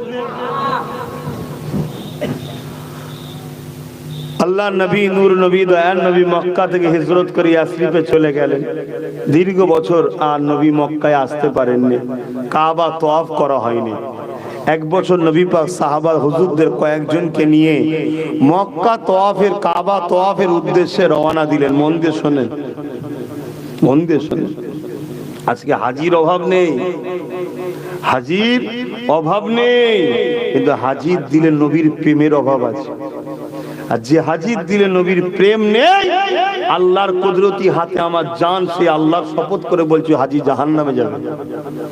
এত বড় কথা বলে যাচ্ছি, আমার কথা কি খারাপ লাগছে যে ছোট মুখে বড় বড় কথা বলছি? না, ছোট মুখ বড় মুখের কথা নয়, বড় মানুষের হয়ে কথা বলছি। ছোট মুখ বড় মুখ বড় তো নয়, তো কথাটা যার জন্য বলছি তিনি অনেক বড়, তার মতো বড় দ্বিতীয় আল্লাহ কাউকে করেনি। তিনি হলেন মুহাম্মদ রাসূল সাল্লাল্লাহু আলাইহি ওয়াসাল্লাম। শোনো শোনো শোনো, আল্লাহ তোমার হজের মুখাপেক্ষী নয়, আল্লাহ চাই তোমরা আমার হাবিবের হও। হ্যাঁ, যে হাজি নবীকে দিলে রেখে হজ করে এসেছে, যেমন মায়ের পেট থেকে বাইর হয়েছিলাম কোনো গুনাহ ছিল না, ওই হাজি জীবনের গুনাহ মাফ করে বেগুনাহ বানিয়ে দেয়। জোরে বলুন সুবহানাল্লাহ, আরো জোরে বলুন সুবহানাল্লাহ। তাহলে হাজির সম্মান আছে না? না, কিন্তু কোন হাজি? যে ইমানদার, যার দিলে হুজুর আছে, যে হুজুরকে ভালোবাসে, যে হুজুরের শান মর্যাদাকে রেখে পিয়ার করেছে। কেন এ কথা কোনো বলছি? আজকে আমাদের জানতে হবে।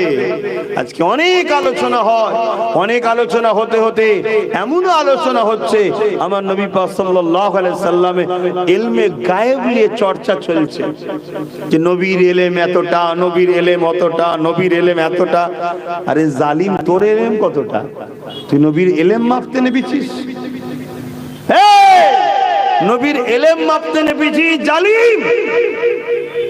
নবীর ইলম সম্বন্ধে তোর কি জ্ঞান আছে? কিন্তু আজকে চলছে না, চলে না সমাজে? এমন করে বলা হচ্ছে যেন আমার নবী পাক সাল্লাল্লাহু আলাইহি সাল্লাম তিনি ইলমে গায়েব জানে না, দিয়ালের ওই পিঠে কি আছে জানে না।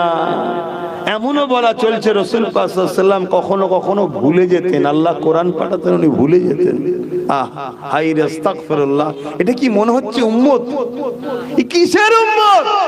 এটা দুঃখের বিষয়। বড় বড় পাগড়ি মুফতি মাওলানা পীর সাহেব পীরজাদা দাবি করতে বেড়াচ্ছে, এমনও কথা শোনা যাচ্ছে। কেউ কেউ তো এটাও বলছে আবার রিসেন্ট, হুজুর পাক সাল্লাল্লাহু আলাইহি সাল্লামের নাকি অক্ষর জ্ঞান ছিল না। আল্লাহ আল্লাহ, এমন একটা দুনিয়ায় আমাদেরকে পাঠালো, নবী বললেন হাতের তালুতে আগুন রাখার থেকে ঈমান বাঁচানো মুশকিল। কেন? কাকে মানবেন? আব্বাস সিদ্দিকীকে ভালোবাসেন, আব্বাস সিদ্দিকী ঈমান চোর হয়ে যদি ঘুরে বেড়ায়, তাহলে আম্মানু যাবে কোথায়? এজন্য নবী বললেন আখেরি জামানে আসমানের নিচে জমিনের উপরে সব থেকে নিকৃষ্ট হবে একদল মুনাফিক, একদল আলেম সম্প্রদায়। কেন? ওরা আমার নবী বলছেন আমাকে বড় কষ্ট দেবে, আমাকে অক্ষর জ্ঞান জানে না, আমার ইলম নেই, আমি ইলমে গায়েব জানি না, মানুষের অন্তরের খবর নাকি নবী জানে না। এমনও কথা সমাজে বলে বেড়ানো হয় না? হয় না? বলছে আল্লাহ জানে। আচ্ছা, আল্লাহ জানে এটা কোনো প্রশ্ন? এটা নিয়ে কারো ইখতিলাফ হয়? আল্লাহ জানে, সবাই জানে। হায় হায় হায় হায়, সেদিনের বেঈমানরা জানতো নবী তো তিনি হবে যিনি অন্তরের খবর বলতে পারবে। জোরে বলুন সুবহানাল্লাহ।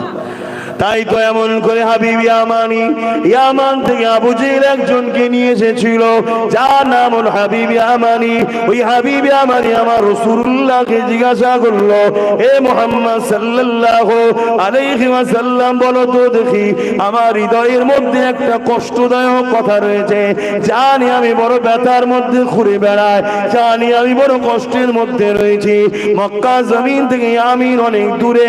এই যুবকেরা জীবনের প্রথম নবীর সঙ্গে সাক্ষাৎ হচ্ছে। হাবিব ইয়ামানি জানে ইনি যদি সত্যি নবী হয় অন্তরের খবর বলে দেবে। মক্কার বেঈমানেরা সেদিনে জানতো নবীরা অন্তরের খবর বলতে পারে।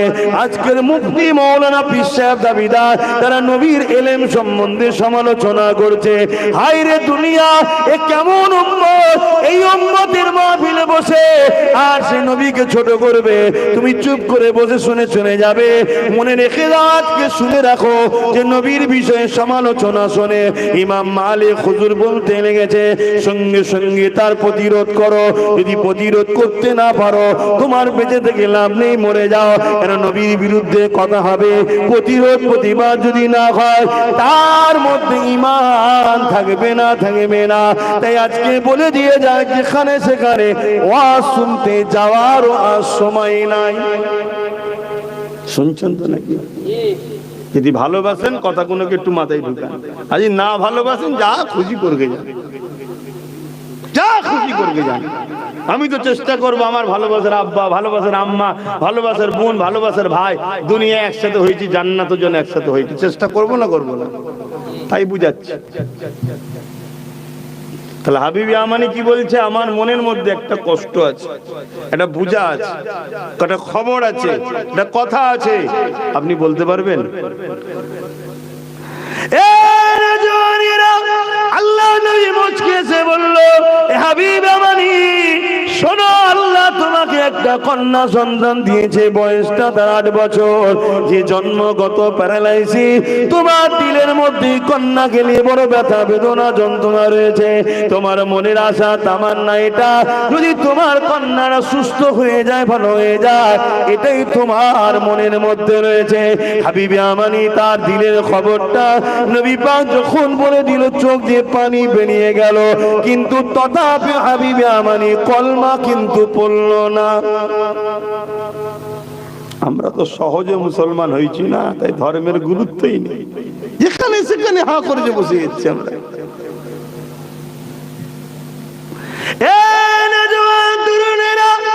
আল্লাহ নবী নবী নবীর কাছ থেকে হাবিব ইয়ামানি বিদায় নিয়ে চলে যায়।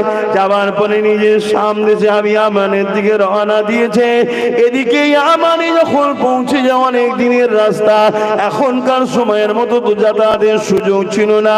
ইয়ামানি পৌঁছে যাবার পরে ঘরের দরজায় যখন ডাক দিয়েছে, দরজা যে খুলতে এসেছে, ওই দরজা যে খুলেছে ওটা হল হাবিব ইয়ামানির কন্যা সন্তানটা।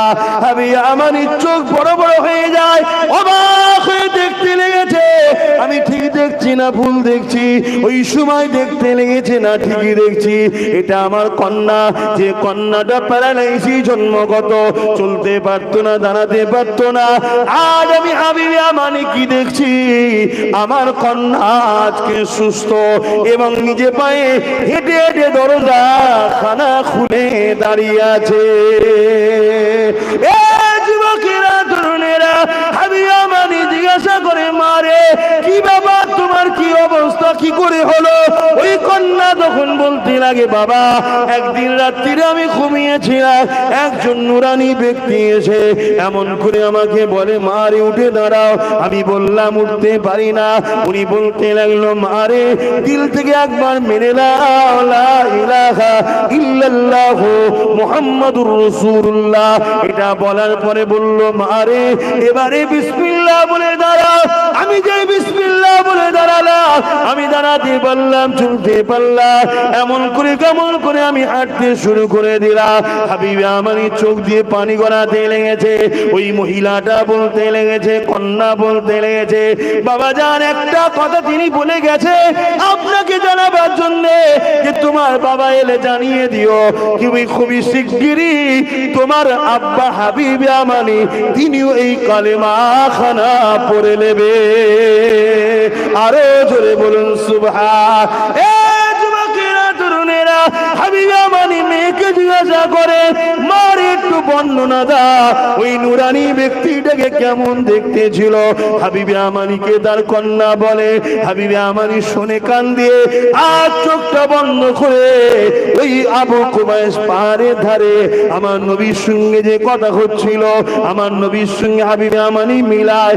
কন্যা বলে আর চোখ বন্ধ করে মিলায়, মিলতে মিলতে মিলতে হাবিবে আমানি দেখাইল এটা অন্য কেউ নয়, জিনার দরবার থেকে আমি এলাম, যিনি আগুনের ইশারা করে চার টুকরো করে আমায় দেখিয়েছিল, এটা হলো সেই মুহাম্মাদুর রাসূলুল্লাহ। আরো জোরে বলুন সুবহান।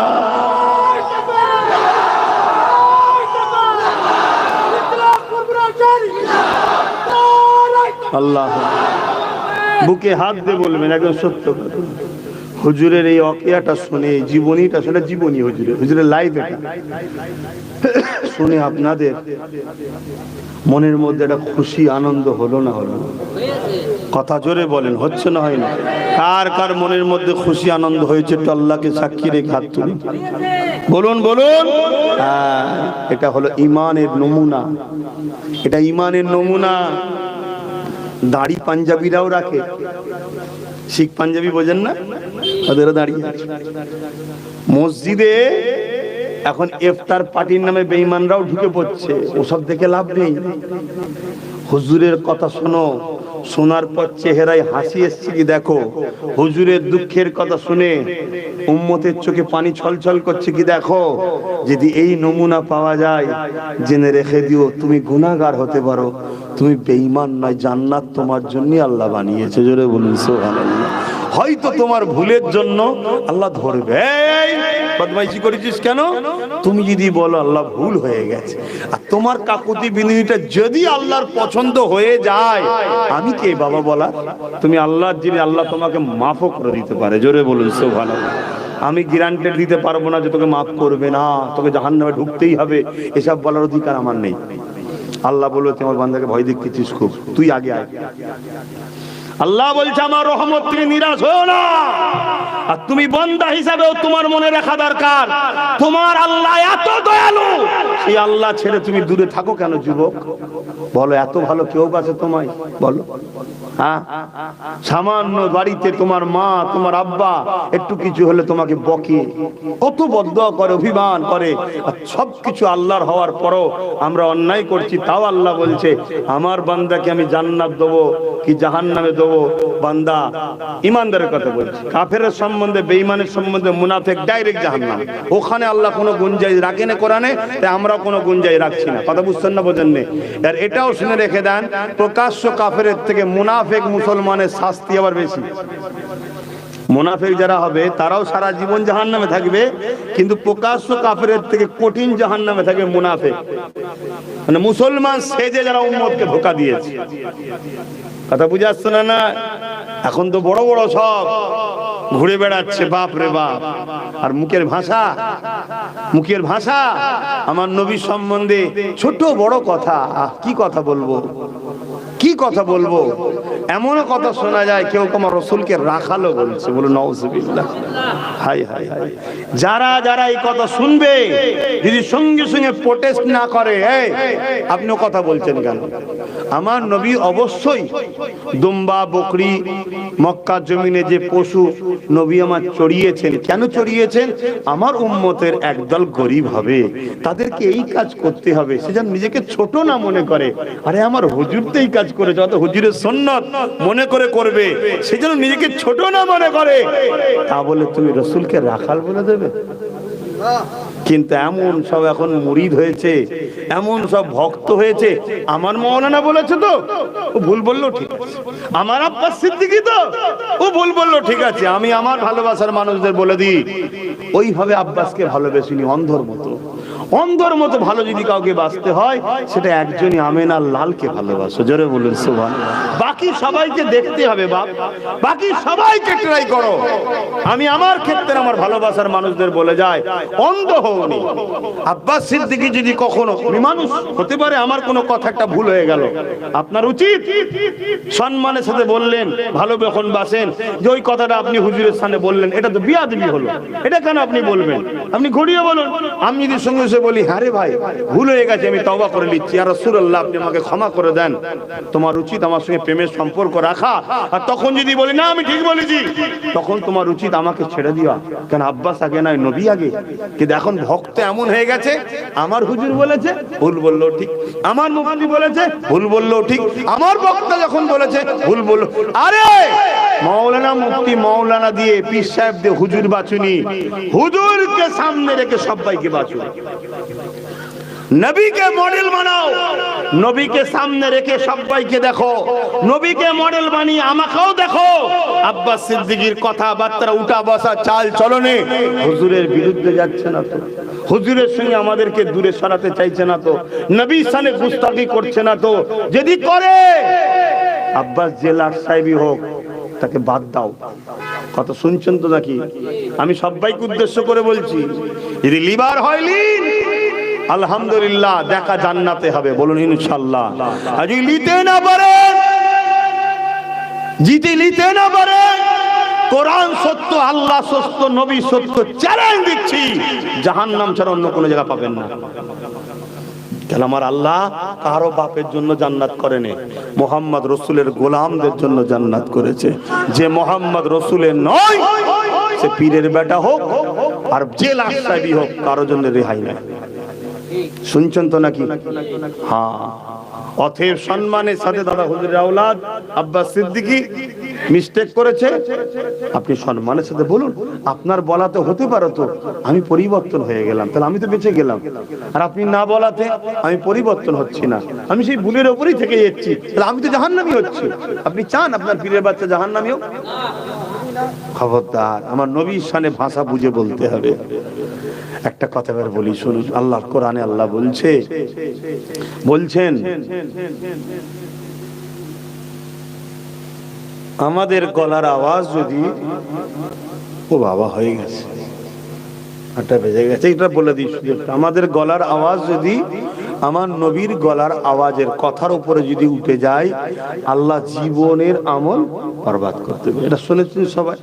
কখনো চিন্তা করেছেন জীবনের আমল কাদের বরবাদ হয়? আচ্ছা, কেউ কোন একটা ছেলে ধরুন নামাজ পড়েছে জুম্মার দিনে, আমাদের ছেলেরা পড়ে না? পড়ে না, আল্লাহ কারে পড়ে, আলহামদুলিল্লাহ। তোমার ভাইদের বলো 5 ওয়াক্ত পড়ো, 5 ওয়াক্ত পড়ো, আল্লাহকে সেজদা দাও, তোমার অন্তরে শান্তি পাবে। আল্লাহকে সেজদা দাও, আল্লাহ খুশি হবে যে তোমাকে মানুষ করে এখনো বাঁচিয়ে রেখেছে। সেজদা দাও আমার ভাইরা, বোঝো, বোঝার চেষ্টা করো, আল্লাহ খুশি হবে, সেজদা দাও। তা জুম্মার দিন দেখ, ধরুন একটা ছেলে জুম্মার দিন নামাজ পড়েছে, আর শনিবার দিন ওই ছেলেটা, হালকা বয়সের ছেলে, এলাকায় কোনো জায়গায় ফাংশন হচ্ছিল, সেখানে ফাংশনে গেছে। ওই ফাংশনে যাওয়ার জন্য কেউ নামাজের নেকি কেটে নেবে আল্লাহ? একটু বলেন না গো, আপনারা তো অজ অনেক শুনেছেন, আপনারাও ছোটখাটো মলি সাহেব হয়ে গেছেন এখন, অজ শুনে শুনে ছোটখাটো মলি সাহেব হয়ে গেছে, নেকি কি কেটে নেবে? কাটবে না। আচ্ছা, ধরুন একটা ছেলে 5 ওয়াক্ত নামাজ পড়েছে বা রোজা রেখেছে, 1 মাস রোজা রেখেছে, আবার ছেলেটা কোন একটা সময় একটু সিনেমা দেখেছে, শুনছেন? হালকা বয়সের ছেলেটা করে ফেলে, আল্লাহ হিদায়াত করুক, আল্লাহ আমাকে আমাদেরকে হিদায়াত করুক, বলুন আল্লাহুম্মা আমিন। ও সব জায়গায় যেতে নাই, তওবা করো, পরিবর্তন হও, হয়ে গেছে, তওবা করো, আল্লাহ ভালোবাসবে। তো এর জন্য কি ওর রোজার নেকি কেটে নেবে আল্লাহ? না, কাটবে না। কিন্তু কি বলছে, আমার হাবিবের কথার ওপরে যদি তোমাদের গলার আওয়াজ চলে যায়, জীবনের আমল বরবাদ হয়ে যাবে। ধরুন একটা 80 বছরের আব্বা, শুনছেন আব্বা জানেরা? 80 বছর বয়স, 70 বছর নামাজ পড়েছে, 70 বছর তাহাজ্জুদ পড়েছে, 70 বার ফরজ হজ করেছে, কি 60 বার করেছে ফরজ হজ। ধরুন 100টা মসজিদ বানিয়েছে, 100টা মাদ্রাসা বানিয়েছে, 1000-এর উপরে মাওলানা মুফতি ছাত্র তৈরি করেছে। এখন তো ছাত্রের গরম চলে, কথা বুঝছেন না, বোঝেন নেই? সব ভালো কাজ না খারাপ কাজ? ভালো কাজ। কিন্তু আমার নবীর কথার উপরে একদিন গলার আওয়াজ উঠেছে। বলুন সব আমল কি হবে? 100টা মাদ্রাসা করা, 1000 ছেলে তৈরি করা, তাহাজ্জুদ পড়া, 60 বার হজ করা, সব বেকার। তো সব বেকার কাদের হয়?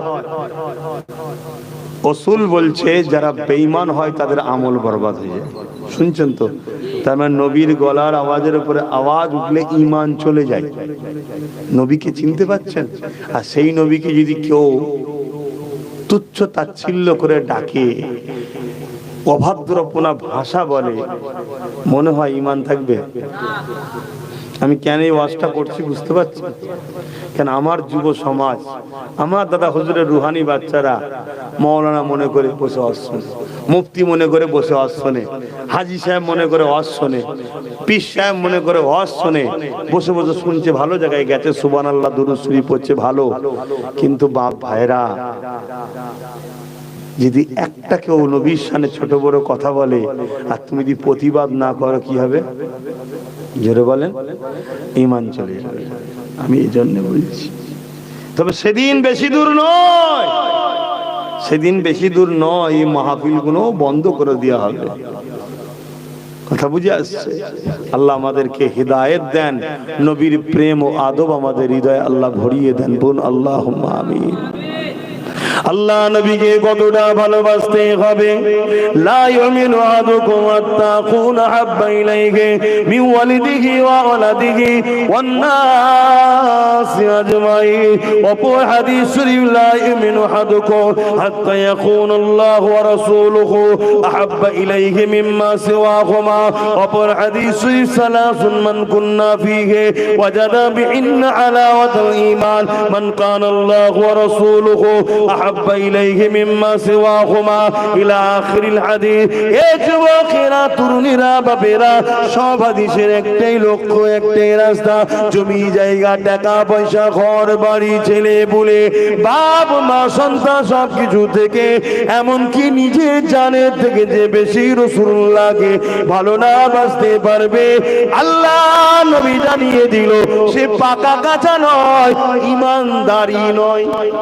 অনেকে বলে পাক্কা ঈমানদার হতে পারে না, পাকা কাঁচা নয়, ঈমানদারি নয়। শুনছেন তো নাকি? সব কিছু থেকে নবীকে বেশি ভালোবাসতে হবে। একদিকে নবী আর একদিকে আপনার জান। আপনি জান দেবেন না নবী ধরবেন? আপনাকে জানটা দিতে হবে, তবে ঈমানদার। নবী, আপনার স্ত্রী, পরিবার, বাচ্চা, পরীক্ষা হতে হবে। এই ঈমান যার আছে, এই মহব্বত যার আছে, সে হলো ঈমানদার। এক কথা বুঝছেন? এখন এবার চিন্তা করুন আমাদের কি অবস্থা। চিন্তা করুন আমাদের কি অবস্থা। না, আমরা চিন্তা করলে উত্তর পাবো না। হযরত ওমর ফারুক যখন এই হাদিসটা রাসূল বলছেন, বসে আছে মজলিসে, ওমর ফারুক হুজুর উঠে দাঁড়িয়ে গেলেন, ইয়া রাসূলুল্লাহ, হাবিবাল্লাহ, হুজুর আমি আপনাকে সব কিছুর থেকে বেশি ভালোবাসি, ইল্লা মিন নাফসিন, জানের থেকে নয়। শুনছেন তো নাকি? সব দুনিয়া কায়নাতে যা আছে, বউ, ছেলে পুলে, জমি জায়গা, সব থেকে বেশি ভালোবাসি হুজুর, জানের থেকে নয়। আল্লাহ নবী বলে, ওমর হবে না, জানের থেকে বেশি ভালোবাসতে হবে, না ঈমানদার হওয়া যাবে না। ওমর ফারুক চুপ হয়ে গেলেন। কিছুক্ষণ পরে মাথা তুলে বলছি, ইয়া রাসূলুল্লাহ, আমি সাক্ষ্য দিচ্ছি আমি জানের থেকেও আপনাকে বেশি ভালোবাসি। জোরে বলুন সুবহানাল্লাহ। সাহাবারা জিজ্ঞেস করছে, ভাই ওমর, আপনি কথা প্রথম না বলে দ্বিতীয় বললেন কেন? আমি চিন্তা করলাম যে রে সত্যি তো আমি হুজুরকে জানের থেকে তো বেশি ভালোবাসি, কেন হুজুরের উপরে কেউ যদি আঘাত দেয়, ওমর তো নিজেকে ঢাল করে দেয় হুজুরের, আমার জান যাই যাক হুজুরকে না লেগে যায়, এটাই তো হুজুরের জানের থেকে বেশি ভালোবাসা। জোরে বলুন সুবহানাল্লাহ। আমরা হয়তো চিন্তা করলে উত্তর পাবো না, মনে হয় আমরা মনে পারিনি না। কাল যদি তোমার সামনে তোমার এলাকায় নবীর মাদ্রাসা মসজিদকে ভাঙতে আসে, আমি বলে যাচ্ছি তোমার মতো প্যান্ট শার্ট পরা দাড়ি চাচা হাজারো লক্ষ যুবক বুলেটের গুলির সামনে দাঁড়িয়ে যাবে, আল্লাহ নবীর ঘরকে মিটাতে দেবে না। এটাই তো জানের থেকে বেশি ভালোবাসা। জোরে বলেন সুবহানাল্লাহ। তুমি বুঝতে পারোনি নিজেকে। এই তো 5 জন যুবক ছেলে সাম্বাল মসজিদের জন্য জান চলে গেল। কথা মাথায় ঢুকছে? আমরা ভালোবাসি, আর এই ভালোবাসার জন্যই তো আমাদেরকে মিটাতে এখনো, কিন্তু এই ভালোবাসা কেটে লিবার চেষ্টা চলছে না, চলে না। এই ভালোবাসা আমাদেরকে ইজহার করতে হবে, প্রকাশ করতে হবে। কি প্রকাশ? যারা হুজুরের আমরা তাদের, যারা হুজুরের নয় আমরা তাদের নয়। সেই যদি বড় কোরআনের পণ্ডিত হয় ঠিক আছে, ঠিক আছে, ভালো কথা, কিন্তু হুজুরের নয় আমরা নয়। বড় মুফতি হুজুরের নয় আমরা নয়, বড় মুহাদ্দিস হুজুরের নয় আমরা নয়। পীর সাহেব, পীরজাদা, খানকা সাহেব যাই দাবি করো, কথা শুনছেন তো নাকি? বাড়ি গেলে কুরমা, পোলাও, চিকেন যাই খাওয়া, হুজুরের নয় আমরা নয়। এর মধ্যে আকীদা আমাদের তৈরির দরকার আছে না নাই? আমার এই কথাই কারা একমত? একটু হাত তুলে আল্লাহকে সাক্ষী রেখে দেখাবেন। আল্লাহকে সাক্ষী রেখে লম্বা হাত তুলবেন। মুনাফিকি নয় তো, মুনাফিকি নয় তো। আজ থেকে নিজেকে ক্যালকুলেশন করুন।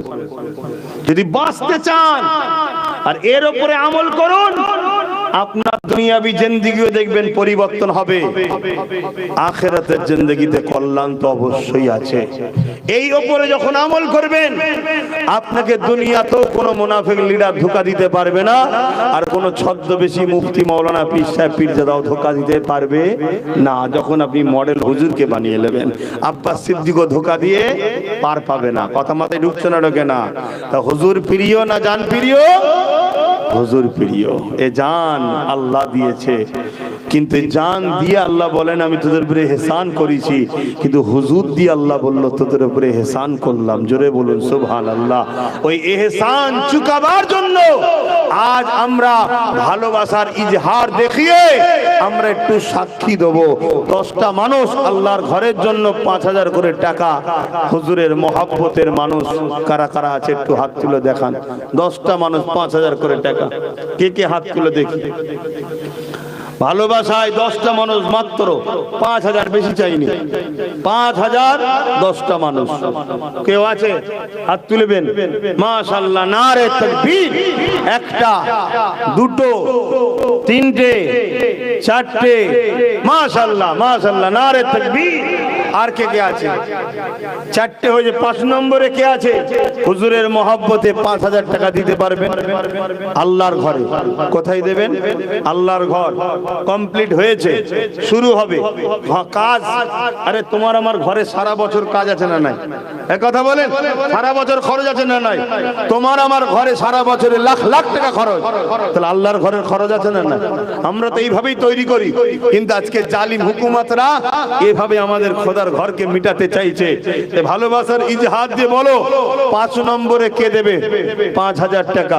যে আমি দেবো 5000 টাকা আল্লাহর ঘরে। কে আছে? এখন যদি সময় কাছে না থাকে 2 দিন পরে দেবেন, কিন্তু বেশি দেরি করবেন না। 1-2 মাস সব কাজই হচ্ছে, আর আল্লাহর রাহে দিবার বেলায় হবে না। পকেটে 10,000, 20,000, 30,000 মোবাইল, প্রত্যেকটা বাড়িতে ওষুধের দোকান, পার মাসে 5,000, 7,000 টাকা করে ওষুধ, কম বেশি সবার বাড়িতে। ভুল বলছি নাকি? হ্যাঁ, বলেন। মাশাআল্লাহ, নারে তাকবীর, নারে দিবে। 5টা মানুষ হয়ে গেছে, মোট 10টা চেয়েছি, আর 5টা মানুষ দরকার। আশা করছি দেবে, কষ্ট দেবেন না, একটু তাড়াতাড়ি বলুন। এই 5টার মধ্যে প্রথমে কে হাত তুলে দেখি? শোনেন ভাই, মসজিদের দায়িত্ব নিয়েছি আমি, আপনাদের ভাই, আপনাদের ছেলে। আপনাদের কি হিংসা হচ্ছে, রাগ হচ্ছে, ব্যথা হয়েছে? ওই মাদ্রাসার দায়িত্ব নিয়েছিলাম, করেছি, আল্লাহ করিয়েছে, এখনো চলছে, ও তো শেষ নেই। মসজিদেও দায়িত্ব নিয়েছি, আল্লাহ করে আমার আব্বাস ভাই তার এলাকার মানুষদের নিয়ে হু করে কাজ হয়ে গেছে। বলুন মারহাবা, বলুন মারহাবা। আমি কিছু দিয়েছি কি না দিয়েছি আপনাদের শোনাবো না, ও আল্লাহ জানে। কথা বুঝে আসছে? আল্লাহ জানে। তবে হ্যাঁ, মনে রাখবেন, আল্লাহ যে আমার টাকাকে পছন্দ করে এটা আমার জন্য বড় খুশ নসিব। কি বললাম বুঝতে পারছেন না? কেন আমি তো মায়ের পেট থেকে কিছু নিয়েছিলাম নাকি? আরে পরনায় তো কাপড়ও ছিল না, সব তোমার আল্লাহ দিয়েছে।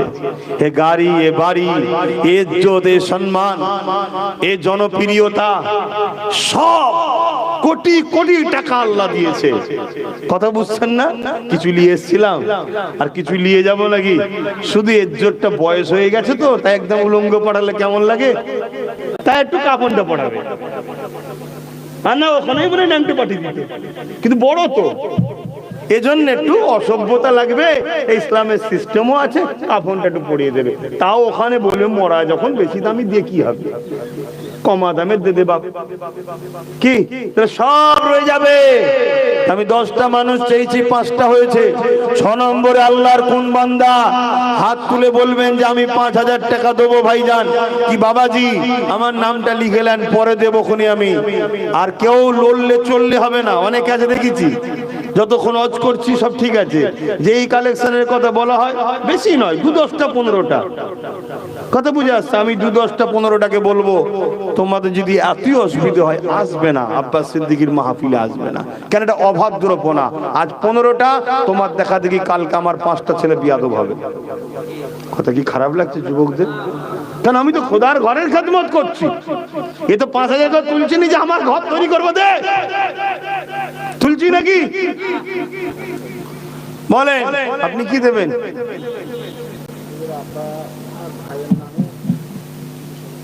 মাশাআল্লাহ মাশাআল্লাহ, এত বড় টাকা দেবে জানলে তো এটা আগে বলতো। আমার ভাই বলি, কেননা আব্বাকে চাচা বলতাম, বেচারি ইন্তেকাল হয়ে গেছে। আমাদের এখানে যে খানকা আছে, খানকার জায়গায় নেড়াই দিয়েছে সব ভাইরা, একজন মুরব্বী বেঁচে আছে। কথা বুঝে আসছে তো? যাক, এবং তিনার ভাইয়ের স্মৃতিতে আব্বাও ভাইয়ের দোয়া সবরেশানি উদ্দেশ্য করে 30,000 টাকা দিয়েছে। আল্লাহ কবুল করে, বলুন আল্লাহুম্মা আমিন। আরো জোরে বলুন আল্লাহুম্মা আমিন। সব জায়গায় আমরা দিই, আল্লাহর ঘরের জন্য এত বলতে লাগবে, এত বলতে লাগবে। আর 5টা ভাই আছে, এই 5টার মধ্যে এই সর্বপ্রথম কে হাত তুলে দেখি, বলুন কে হাত তুলবেন? এই 5000 টাকা দেবো, 5টা ভাই লোবো, 5টার মধ্যে সর্বপ্রথম কে হাত তুলে দেখি। এই গুনার মধ্যে না, মেহেদি এন্টারপ্রাইজ, চাঁদকাঠিতে বাড়ি। ভাই আমার ব্যবসা নিয়ে ব্যস্ত থাকতে পারে, কিন্তু আল্লাহর দান ঠিক করে যাচ্ছে। 5000 টাকা দিবে, আল্লাহ তার রুজিতে কারবারে বরকত দেন, বলুন আল্লাহুম্মা আমিন। আরো জোরে বলুন আল্লাহুম্মা আমিন। 6টা হয়েছে আমাদের এই মিনহাজ, ও তো আল্লাহ কারে সব জায়গায় শরীক হয়, আল্লাহ রুজিতে কারবারে বরকত দিন, বলুন আল্লাহুম্মা আমিন। কথা বুঝি? নাম সে মিন্টুটাই জানি, কি ভালো নাম বল, হ্যাঁ লিয়াকত আলী, কিন্তু মিন্টু বাবাজি বললেই সবাই চিনবে। আবার ভাই আমার নজরে পড়ে, আমাকে নিয়ে এসেছিল পলতারহাটি থেকে, বুঝতে পারছেন? আল্লাহ লাভ দিয়েছে, আল্লাহ তার আখিরাতেও কামিয়াবি দান করেছে, বলুন ইনশাআল্লাহ। হ্যাঁ, ছোটখাটো মনে করুনি, বয়স হালকা হতে পারে, অত হালকা হবে লিওনি, এতটুকু বলে যাচ্ছি। আল্লাহ অনেক দয়ালু, নবী বংশ বাচ্চাদের জন্য দাঁড়িয়েছে, এমনি দাঁড়াইনি। কি ইন্টারেস্ট আছে ওর সঙ্গে আমার কিসের সম্পর্ক? কিন্তু না, আমার নবীর খানদানের ছেলে, আমার দাদা হুজুর চলে গেল, এটাই তো দরদ। আরো অনেকে গেছিল, সবাই এর যা যা পাবে, চিন্তা করো না। তো যাক, ওনার বড় ছেলে সেও 5000 টাকা মসজিদের জন্য দেবে, আল্লাহ কবুল করে, বোন আল্লাহুম্মা আমিন। আর কে কে যেন হাত তুলেছিলেন? এখানে কে হাত তুললো বলেন? কি নাম বলেন? আসেদ, কাসেদ না আসেদ, কাসেদ আলী মন্ডল ভাই এখানেই বাড়ি চাঁদকাঠিতে 5,000 টাকা আল্লাহ কবুল করে বলুন আল্লাহুম্মা আমিন। আরো জোরে বলুন আল্লাহুম্মা আমিন। আর কে কে হাত তুলেছিলেন? 4টে হলো, তার 2টো মনে হচ্ছে নাম বাকি আছে। একটু নামটা বলুন না, কে কে হাত তুলেছিলেন? ওখানে একটা ভাইয়ের হাত বলুন। অলিউর বিশ্বাস ভাই 5,000 টাকা বলুন মারহাবা, নারে তাকবীর। আর একটা যেন কে হাত তুলেছিল, আর একটা কে হাত তুলেছিল? 6টা হয়েছে। 7 নম্বরে কে আছে? আব্দুল হালিম ভাই 5,000 টাকা বলুন মারহাবা। আল্লাহ কবুল করে বলুন আল্লাহুম্মা আমিন। আল্লাহ রুজিতে কিসমতে বরকত দান বলুন আল্লাহুম্মা আমিন। নারী দিবে, নারী দিবে বলেন। 7টা হয়ে গেছে, 3টে দেখেন হয়ে যাবে ইনশাআল্লাহ। যত জায়গায় বলেছি আল্লাহ করে হয়েছে, একটু দেরি হলো হয়েছে। আর 3টে ভাই জলদি করে, এই তোমার মুরব্বির বাপ লম্বা হাত তুলেছে, নারে তাকবীর, নারে তাকবীর। আমার বাবাজির না চাচাজির নাম কি? হাজি আলহাজ ঈসা বিশ্বাস সাহেব 5,000 টাকা বলুন জিন্দাবাদ, নারে তাকবীর। দেন বাপ, আমরা গভর্নমেন্ট থেকে টাকা পাই না, সবই তো জানো, আমরা আমাদের নিয়ে করি। ধর্ম করতে গিয়ে সরকারের টাকার প্রয়োজনও আছে বলে মনে হয় না। ধর্ম নিজের মেহনতে করো, সে ধর্মের গুরুত্ব থাকবে। আর সরকারের থেকে নিয়ে যদি ধর্ম করো, সরকার সেখানে নিয়ম কানুন শুরু করে দেবে, ট্যাক্স বসাবে। শুনছেন? হ্যাঁ, লোভে পাপ, পাপে মৃত্যু। লোভে পাপ, পাপে মৃত্যু। কথা বুঝে আসছে? আজকে ওয়াকাব লেলেবে বলছে, সব জানেন তো নাকি? ও বিষয়ে আলোচনা এখানে করব না। প্রোগ্রাম করেছিলাম জানেন না, আবার করব যখন তখন আলোচনা হবে। তবে মা বোনগুলোদের জানা দরকার ওয়াকাবটা কি। শুধু এইটুকু বিষয় লাস্টে বলে যাব, ওয়াকাব কি। তার বলেন আর 2টো বান্দা দরকার, 2টো বান্দা আল্লাহর। বলেন আল্লাহর ঘরের জন্য নবীর ভালোবাসায় 2টো বান্দা কে আছে দেবেন? 5,000 করে টাকা। আল্লাহ 2টো বান্দা নেই এর মধ্যে? তোমরা যারা দাঁড়িয়ে আছো তোমাদের মধ্যে থেকেও কেউ দিবার নেই? 2টো বান্দা 5,000 করে টাকা দিবার, আল্লাহর ঘরে দেবে। বলো, দেয় ধন দেখে মন, কেড়ে নিতে কতক্ষণ? একটু তাড়াতাড়ি বলেন কে আছে? এই 2টো বান্দার মধ্যে কে আছে একটু বলেন। দরুদ শরীফ আল্লাহুম্মা সাল্লি আলা।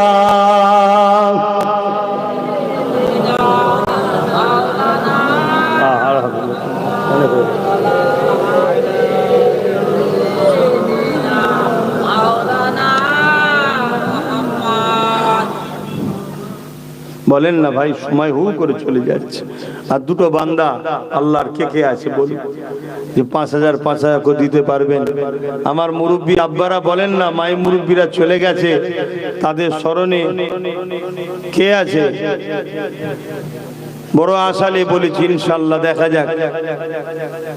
চিন্তা করছেন 5,000 টাকার ব্যাপার, হ্যাঁ দেন, আল্লাহ আপনার রুজিতে বরকত দেবে, আল্লাহ সুখে শান্তিতে রাখবে।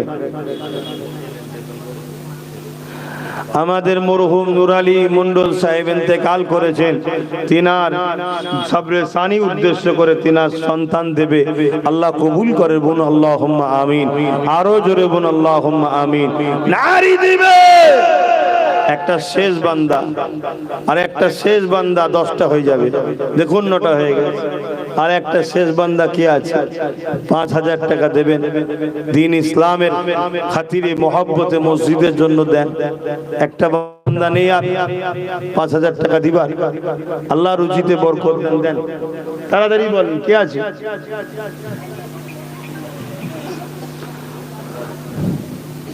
সকলে বিসমিল্লাহ শরীফের সঙ্গে 11 বার দরুদ শরীফ, 3 বার সূরা ফাতিহা, 10 বার সূরা ইখলাস তেলাওয়াত করুন। দোয়া চাওয়া হবে, কেন সময় হয়ে করে চলে যাচ্ছে। এতক্ষণ সময় দেয়া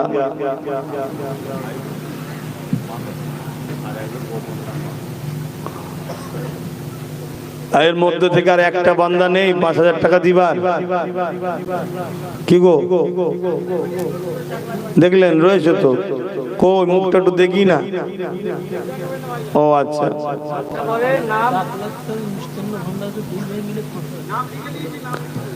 বললে অসুবিধা আছে জানি, হলো অনেক সমস্যার মধ্যে আছে। কি দিন এসে গেল! এই কাফের মুনাফিকদের অত্যাচারে আমাদের দান খায়রাত করেও শান্তি নেই। চাকলাই বাড়ি একজন 5,000 টাকা দেবে, আর একজন চাকলা থেকে ভাই ভাই মিষ্টান্ন দু ভাই মিলে 5,000, আর আপনার ওখানে দুজন, একজন গোপনে দেবে 5,000, একজন সাইফুদ্দিন ভাই 5,000। আল্লাহ দানকে কবুল করে বোন, আল্লাহুম্মা আমিন। নারে তাকবীর, নারে দিবে। আল্লাহ সকলের কিসমতকে বড় করেন, বলুন আল্লাহুম্মা আমিন। ভাইয়ের আমার, অবশ্যই মেহনত করে ইনকাম করতে হয়। মনে রাখবেন, যতক্ষণ না আপনি আপনার মেহনতের জিনিস আল্লাহর রাহে না কুরবানি করছেন, দান করছেন, আপনি আল্লাহর প্রেমিক, নবীর প্রেমিক দাবি করছেন বাকি করে। আল্লাহ পাক তো ইব্রাহিম আলাইহিস সালামকে নিজের সন্তানকে চেয়েছিল যে আমার রাস্তায় কুরবানি করো। ইব্রাহিম সাল্লাম নিজের সন্তানকে কুরবানি করে দিয়েছে। জোরে বলুন সুবহানাল্লাহ। আরো জোরে বলবেন না সুবহানাল্লাহ? আসেন, আল্লাহ তার বিনিময়ে দুম্বা দিয়েছে, সেটা আল্লাহর ব্যাপার। কিন্তু ইব্রাহিম নবী তো তরোয়াল চালিয়েছে, আল্লাহ তার বিনিময়ে দিয়েছেন, আল্লাহর ব্যাপার। কিন্তু বাপের প্রেম কত! রাইকোলার মেরাজুল ভাই 5,000 টাকা, বলুন মারহাবা, নারী দেবে। তারই সব রেসানি উদ্দেশ্য করে দিয়েছে। আল্লাহ তার মনের আশাকে কবুল করে, বোন আল্লাহুম্মা আমিন। তো ভাই, এখান থেকে 20টা ভাই এখান থেকে কমসে কম 1,000 করে টাকা মসজিদের জন্য শরীক হন। 20টা ভাই কে কে হাত তোলেন দেখি? 20টা ভাই 1,000 করে কে কে দেবেন? আমি এটা অনেক কমিয়ে দিলাম, কেন সময় কম, তাই অনেক কমিয়ে দিলাম। 20টা ভাই চাইছে 1,000 করে টাকা। 1,000 বেশি চাইনি। একটা কই হাতকে তুলেছে? গুনবো আমি।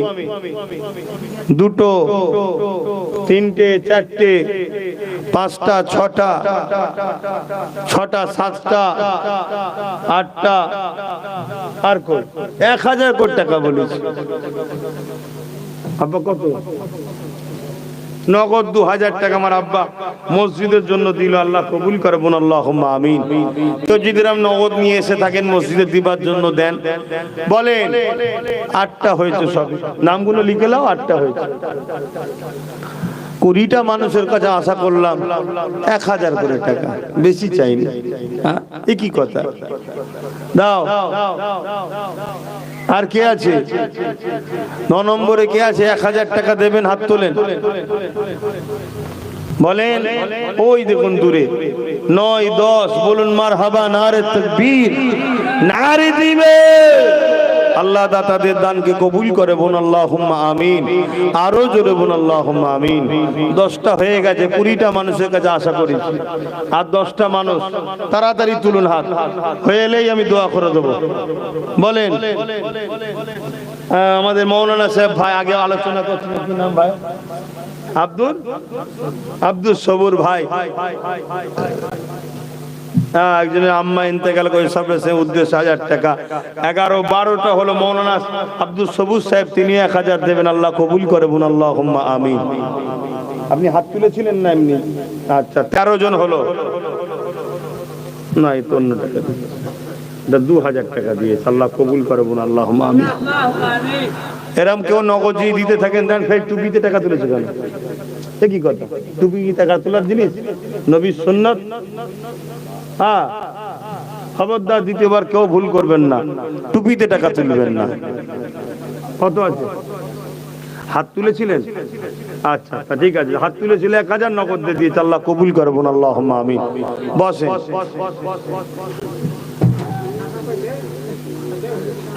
নিয়ত করেন, আমি দোয়া করব। আমার এক ভাই নগদ দিচ্ছে 1,000। আপনি হাত তুলেছিলেন নাকি ভাই? আচ্ছা, তাহলে 14 জন হলো। 14 জন হয়েছে। মাশাআল্লাহ, মাশাআল্লাহ। আরে এরম বেটা যেন বাপ মা রেখে যায়। আব্বার জন্য 500, আম্মার জন্য 500। এই একজন দিয়ে যাচ্ছে। হাত তুলেছিলেন? আচ্ছা, 15টা হয়ে গেল। আমি দিয়ে গুনছি না, 20টা দেখতে হবে তো। আল্লাহ কবুল করেন, আল্লাহুম্মা আমিন। তুমি হাত তুলেছিলে? 16টা হলো। আব্বা আম্মার? ও, দেখেন কি নাম তোমার? মোহাম্মদ শফিকুল ইসলামের আব্বা আম্মা সৌভাগ্যবান, আপনার ছেলে আপনাদের নেক হায়াতের জন্য 1000টা টাকা আল্লাহর ঘরে দিচ্ছে। আপনারা বাচ্চার জন্য দোয়া করবেন। বন্দুকের গুলি মিস হয়, বাপ মার দোয়া মিস হয় না। জোরে বলুন সুবহানাল্লাহ।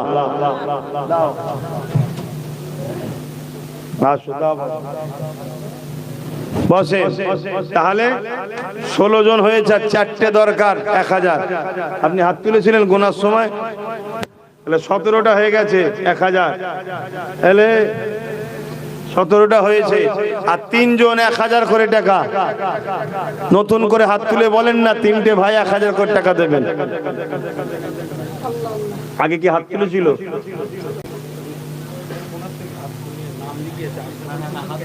ও হাত তুলেছিল, ঠিক আছে। যারা হাত তুলেছে সেখানে তো গুনে নিয়েছি, 17 জন হয়েছে। 20টা যখন মুখ দিয়ে বলেছি, এটা পূরণ তো করতে হবে। আল্লাহ যেন করান, বলুন আল্লাহুম্মা আমিন। তো বলেন আর 3 জন দেবেন কে? আলী হোসেন মন্ডল রায়খোলার 1000 টাকা, বলুন মারহাবা। তাহলে 18টা হয়েছে, আর 2টো। সাইফুদ্দিন মন্ডল 2000 টাকা দেবে, নানির নামে 1000, দাদুর নামে 1000। আল্লাহ দানকে কবুল করে, বলুন আল্লাহুম্মা আমিন। ওটা তো 2000-এর কোটায় চলে গেল, 1000-এর কোটাতে 2 জন বাকি আছে।